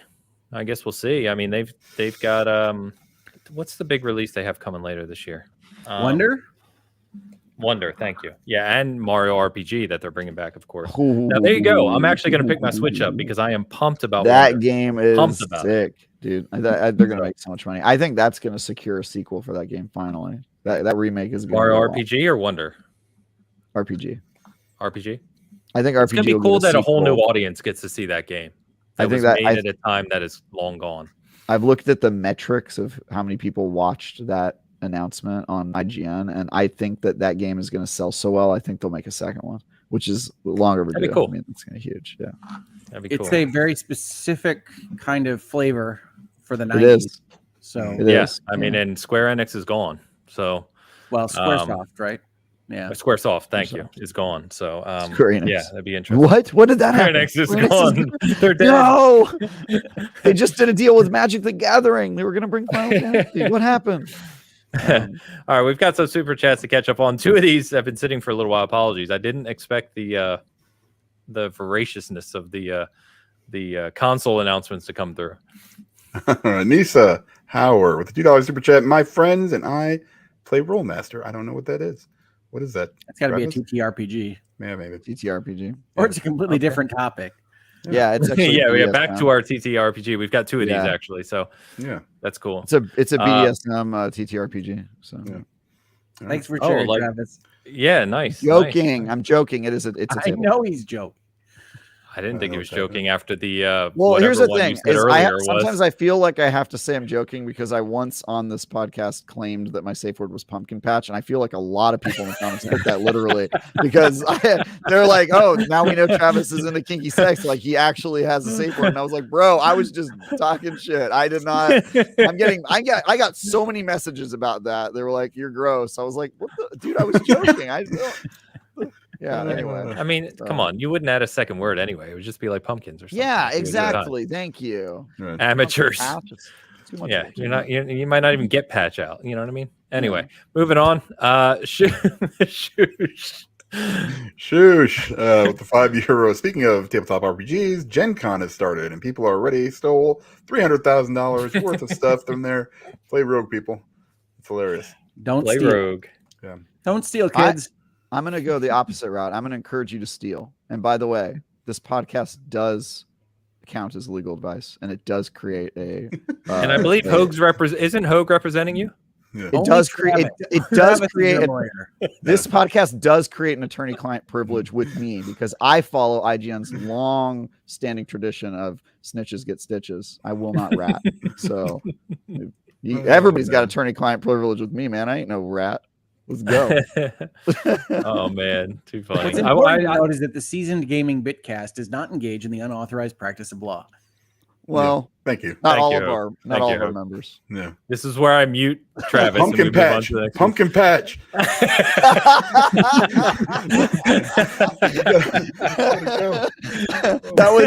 That disclaimer was Hoeg's safe word. Hoeg's safe word is a legal disclaimer. Oh my God. That's going to be our loud announcement we make when we want to move on to something gotta we're not move on. comfortable with. I want to know more about this $300,000 with this stuff. I'm going to have to look that up. It's probably All right, like Shoosh, thank you. Warhammer 40K stuff. That's Convention they're all over halls, the place over there. man. Yeah. Yeah, Warhammer I 40K bet stuff. you somebody Places on stole Earth. from I'm like a guessing. I'm just warehouse guessing. or something on the show floor. Stuff is Nice. expensive. Nice. Pampa. Pampa, yeah, $10 ship jar. With Xbox saying they won't ever lose the power narrative, would that be part of the reason to release a new system to counter the PS5 Pro? Probably. I mean, Yeah, it could be. I mean, Maybe. so one of the things that's interesting about this conversation, right, is I think I said that when I was in LA in June, we had dinner with Jason Ronald, right? And Jason Ronald is director of hardware management for Xbox, right? He's the guy, long beard, you see on the Series X things at the start and everything. And he's super nice, one of the nicest guys you'll ever meet. I love Jason to death, and I've talked to him a lot about this. But one of the questions someone asked him at dinner was around this. So I was like, if PlayStation releases a Pro, are you guys countering? And one of the points he made is that he's very careful in what he says, of course. But one of the points he made, and he wanted to be clear to everyone, is that these decisions are made several years to a decade in advance. He said, we're already planning our hardware a decade out right now. So I guess what I'm saying is, to Pompa's point, my guess would be yes, because you would have to think that, say, 7, 8, 9 years ago, when the Series X was kind of finalized in terms of specs, and they're thinking about what comes after that, they probably were thinking we're going to need to do a mid-gen refresh because they want to stay on top of the power curve, and it won't be enough time to where they can go fully what we would call next gen, even though based on our conversation that kind of goes out the window. But whatever that next arc of tech is. So long-winded way to say, yes, I do think they will release it. Yes, I do think the rumors are true. And yes, I do think whatever they release will one-up the PS5 Pro. Yeah, even though, just to be clear, Jason did not indicate any of that. I'm just letting you know that they plan way in advance. There's no world where they internally at Microsoft say, oh, PS5's doing a Pro, we better do one, and then they start doing one. Right. Like, it doesn't work that way. I'm slightly less like eye roll inducing about Xbox releasing a hardware refresh, because I think that they have been a lot more clear about what their backwards compatibility plan is, and I think they have a little bit more of my trust there. So I'm like, all right, yeah, if you'll release a more powerful console, if I want it, I'll upgrade, and if I don't, I'll be fine. That's sort of my thinking on their platform. But that said, they have an interesting strategy, because they're trying to be the most powerful, but they're also trying to be the cheapest traditional console out there. They're kind of competing with the Switch. In fact, in court, there was an argument that the Series S is more of a play against the Switch than the PS5, which I don't think is true, but they did claim that. But yeah, I think they have to hit them from both sides if they want to continue that narrative of like, hey, we've got this cheap option that is super consumer friendly, and also we've got the most expensive one, because what they can't do is keep playing toward power and let PS5 goad them into making a $600 console that makes them look like they're the PS3. You know what I mean? Like that situation. Yeah, very fair. I think that's what Xbox 360 did. I think Xbox 360 was like, look, we made this cool, powerful console, and PlayStation got all, upset about it. Like, wow, that's a powerful console. No, we can't get bested. Like, let's make an even more powerful one. And then they ended up making a console that was doomed to flop because they got goaded into going too powerful. I think Xbox wants to avoid that. So I think they need a low cost option if they're going to keep climbing up the power ladder. And I think your point is kind of doubled down by the fact that if this is 2025 as rumored, right, you're at a point then where you would have the Series S at potentially a 199 or less, 149 maybe even by then, 2025 option, where you would have the Series X down to a 300 console, 350, and then you could have your Series XXX pumpkin patch at at 500 or whatever, I as hope your they call premier it the Series console. XXX pumpkin patch. XXX. Yeah, you've already got one of those, Ames. You're playing through that right now. Yeah, that's my girl right there. Yeah, dude, she's the best. So I would hope that they continue the Series S line of console, not because your point is taken, right? Like the Series X could sort of become what the S is now if they keep making them. But my problem with that is that it's not optimized for what that console is trying to do, which is give an answer to people who don't have 4K TVs about how they can be involved in the current console generation. And I think that you kind of need to make the S did well.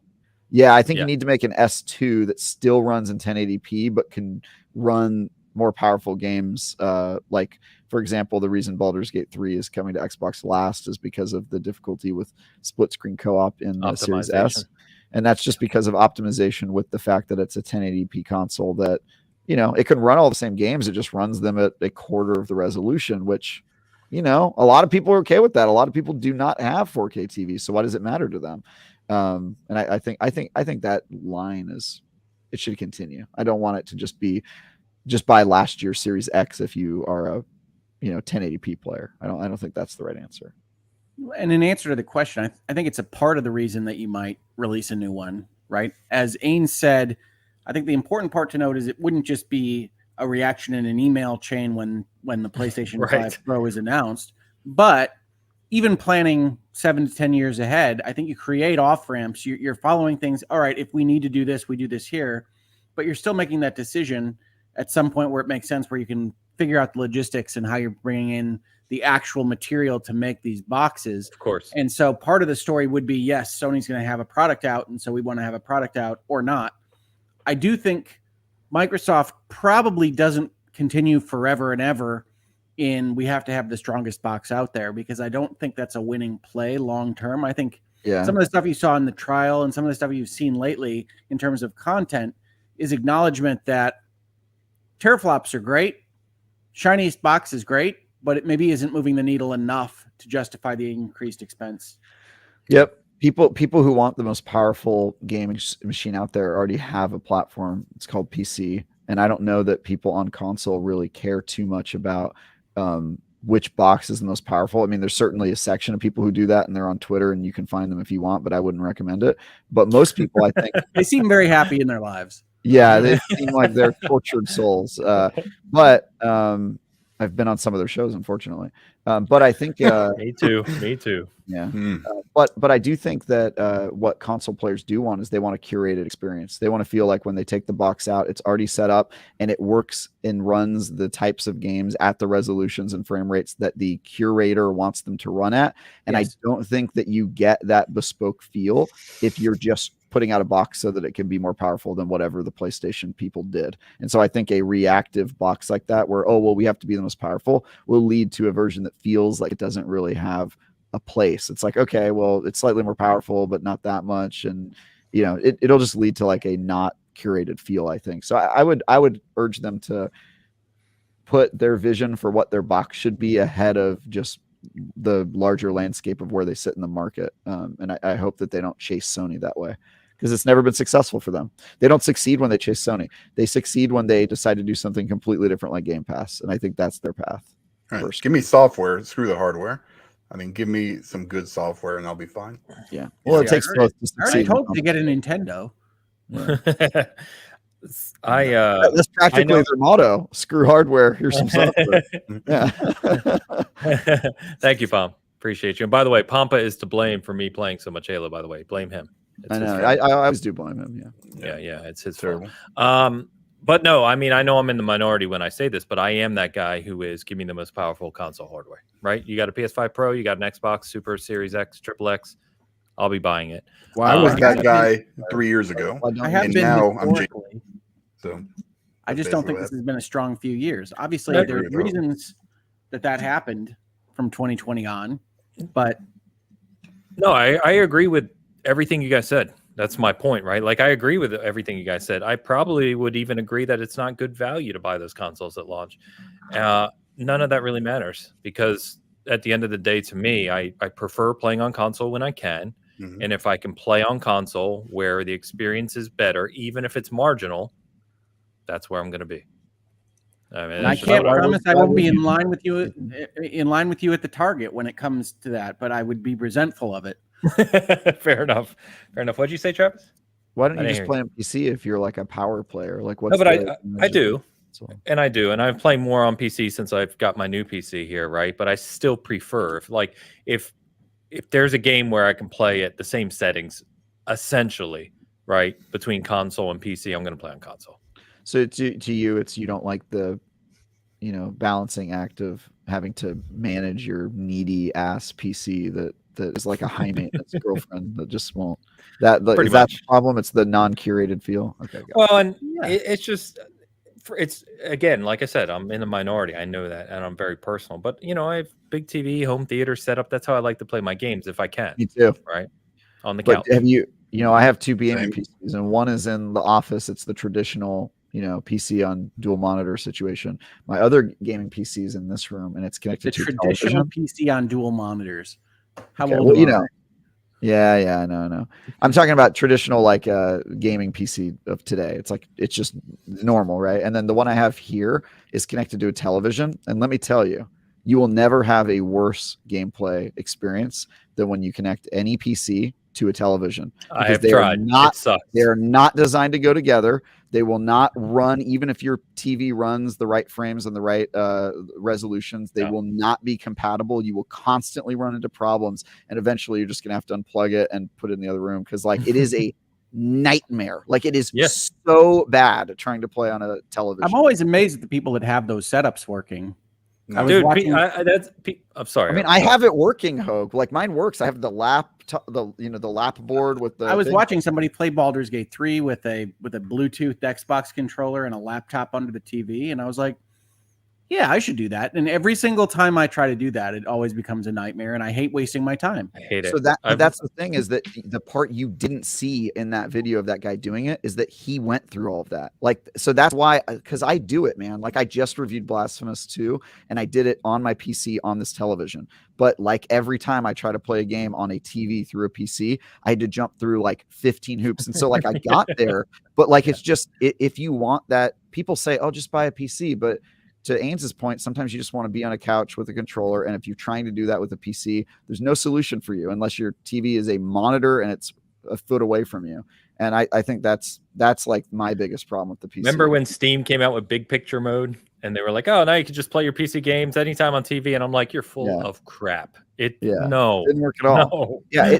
So that's the point, Hoeg, is you can do it, but it is a nightmare every time you configure a new game. You have to dive into NVIDIA settings and toggle 20 different things and then test and then retest and close the app and try again. And then finally you get settings that work. And then you send a social media post to Hoeg to make him jealous of the setup. Right. Well, and then there'll be a TV screen flashing.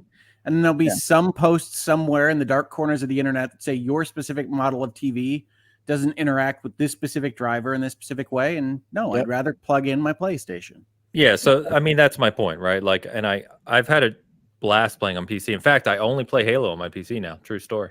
So I sit here and play Halo every time on my PC because I can run at 240 frames, which is ridiculous, right? It's super smooth. But if I can have a console that's high end and can play 4K 60 on my TV and some games at 120, like there's a lot of games actually I play at 120 on Series X, then that's what I usually choose to do. So anyway. But I think all the points you guys made about the hardware and, we need to see more out of it. I think Dan made a good point around with Xbox, like PlayStation, we really don't know what's coming. We need to know what's coming from them in the future, which is kind of weird to say because they've been so good about curating their game experiences over the past several years. And it's flipped now. We know what's coming for Xbox. We don't know what's coming for PlayStation, which is kind of weird. But do we have a lot of good optics after Starfield? Am I just not thinking of things? Like, I know we know there's stuff like out in the distance. No, they have a whole quarterly release schedule for 2024 already. There's a whole bunch of stuff for November too. Yeah, and I was talking about even farther out 2025. If they release that mid-gen refresh, if they could do it with 2 or 3 big AAA games, you might be able to pick up, some people going that route. But at the same time, they still have to deliver. Starfield still has to hit. We need that's what I'm looking for now. So agreed. And these games quality is TBD, right? We need to see them do well. The crazier thing, which I don't want to keep us going forever here, but the last thing that just occurred to me as we were talking about this is if it is holiday 2025, right? Mm-hmm. Activision Blizzard should be done by then. Yes, I feel comfortable in saying it'll be done by then. But Call of Duty at that point and anything they're working on, as I understand it, you guys may know better than me, as I understand it, the Call of Duty marketing rights end with PlayStation in 2024.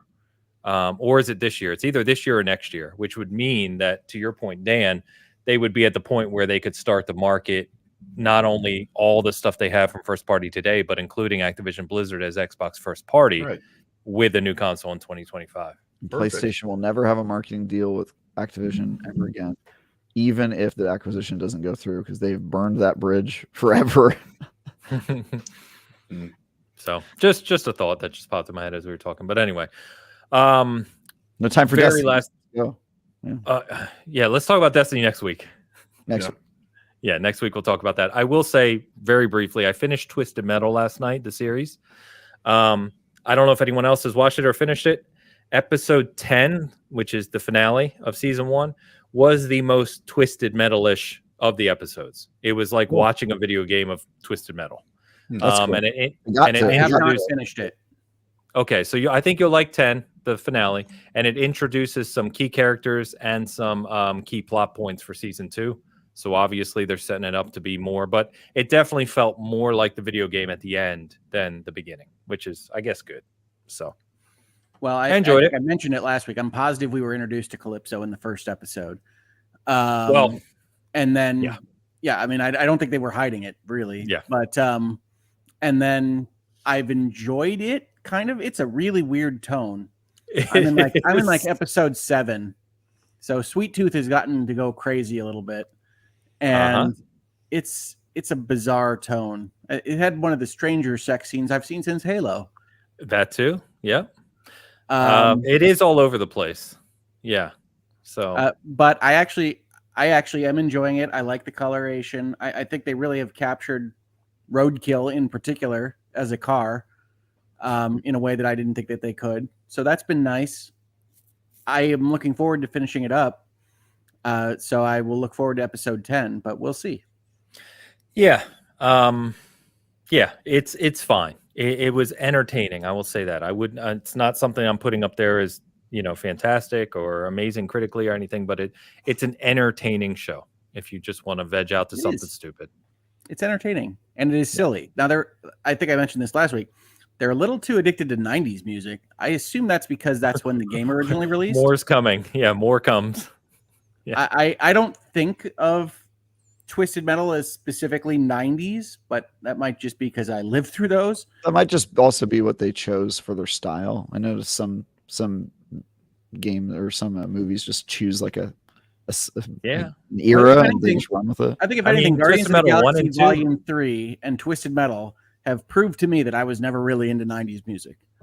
Interesting. Oh, man. Damn. I was just talking to someone the other day, a group, we were saying how good 90s music was. Damn. There's a lot of good rap in the 90s. But we said rap in kind of the grunge metal era. Yeah. Great. That is very not me. That is not what I'm into. You don't like rap? I like Twisted Metal's use of Hanson. So look forward to that. You like Mbop? You got that? Wait a minute, what? Yes, they play Mbop in the show. Yes, they do. Yes. Oh, okay. All right, but Tupac. Ironically, I'm hoping. Tupac. I think everything Twisted Metal does is ironically. Yeah, that's true too. Anyway, all right, let's go ahead, guys. We hit almost a 3-hour show today. We've been all over the place. I'm never starting pre-show by saying we don't have a lot to talk about again. Yeah, so light news week. Thanks, bro. We actually have 3 topics on our list we didn't even get to, which is hilarious. Anyway, let's go ahead and close it out this week. Over on the Seasoned Gaming side, a couple articles up. Statue videos, if you're into the gaming collectible side, check out the channel. The one I just did of Dark Souls 3 Nameless King is up. It's absolutely ridiculous. And I just got sent a replacement of a near $2,000 statue that was a piece of garbage that I got last year. They sent me a replacement. I'm doing the video on that tomorrow. We'll see if they fix things or not. This could be very interesting. And then lastly, we're going to do Cast Co-op this week on Tuesday. So if you want to join us for that, we'll be live Tuesday night. Travis, start with you this week, man. All right. First off, Hanson played at my college one year, and it was horrifying. So that's what I have to say about that. I wonder what those guys are up to today. So they actually had a concert that night, and keep in mind, I went to college like not that long ago. That's just so like they were like washed up, like it was like old news, and they didn't do Mbop. They did a bunch of songs nobody's ever heard of, and then they were like, because nobody's ever heard of any of their other songs. Of course. That's the problem. And then they said, we're doing a full concert tonight, including Mbop, that you can see if you buy a ticket and go there. And so it was like kind of annoying. Anyway, so yeah, Mbop. I've got a lot going on this week. I've got my review of Blasphemous 2, I think is going live this week. It might be the week after.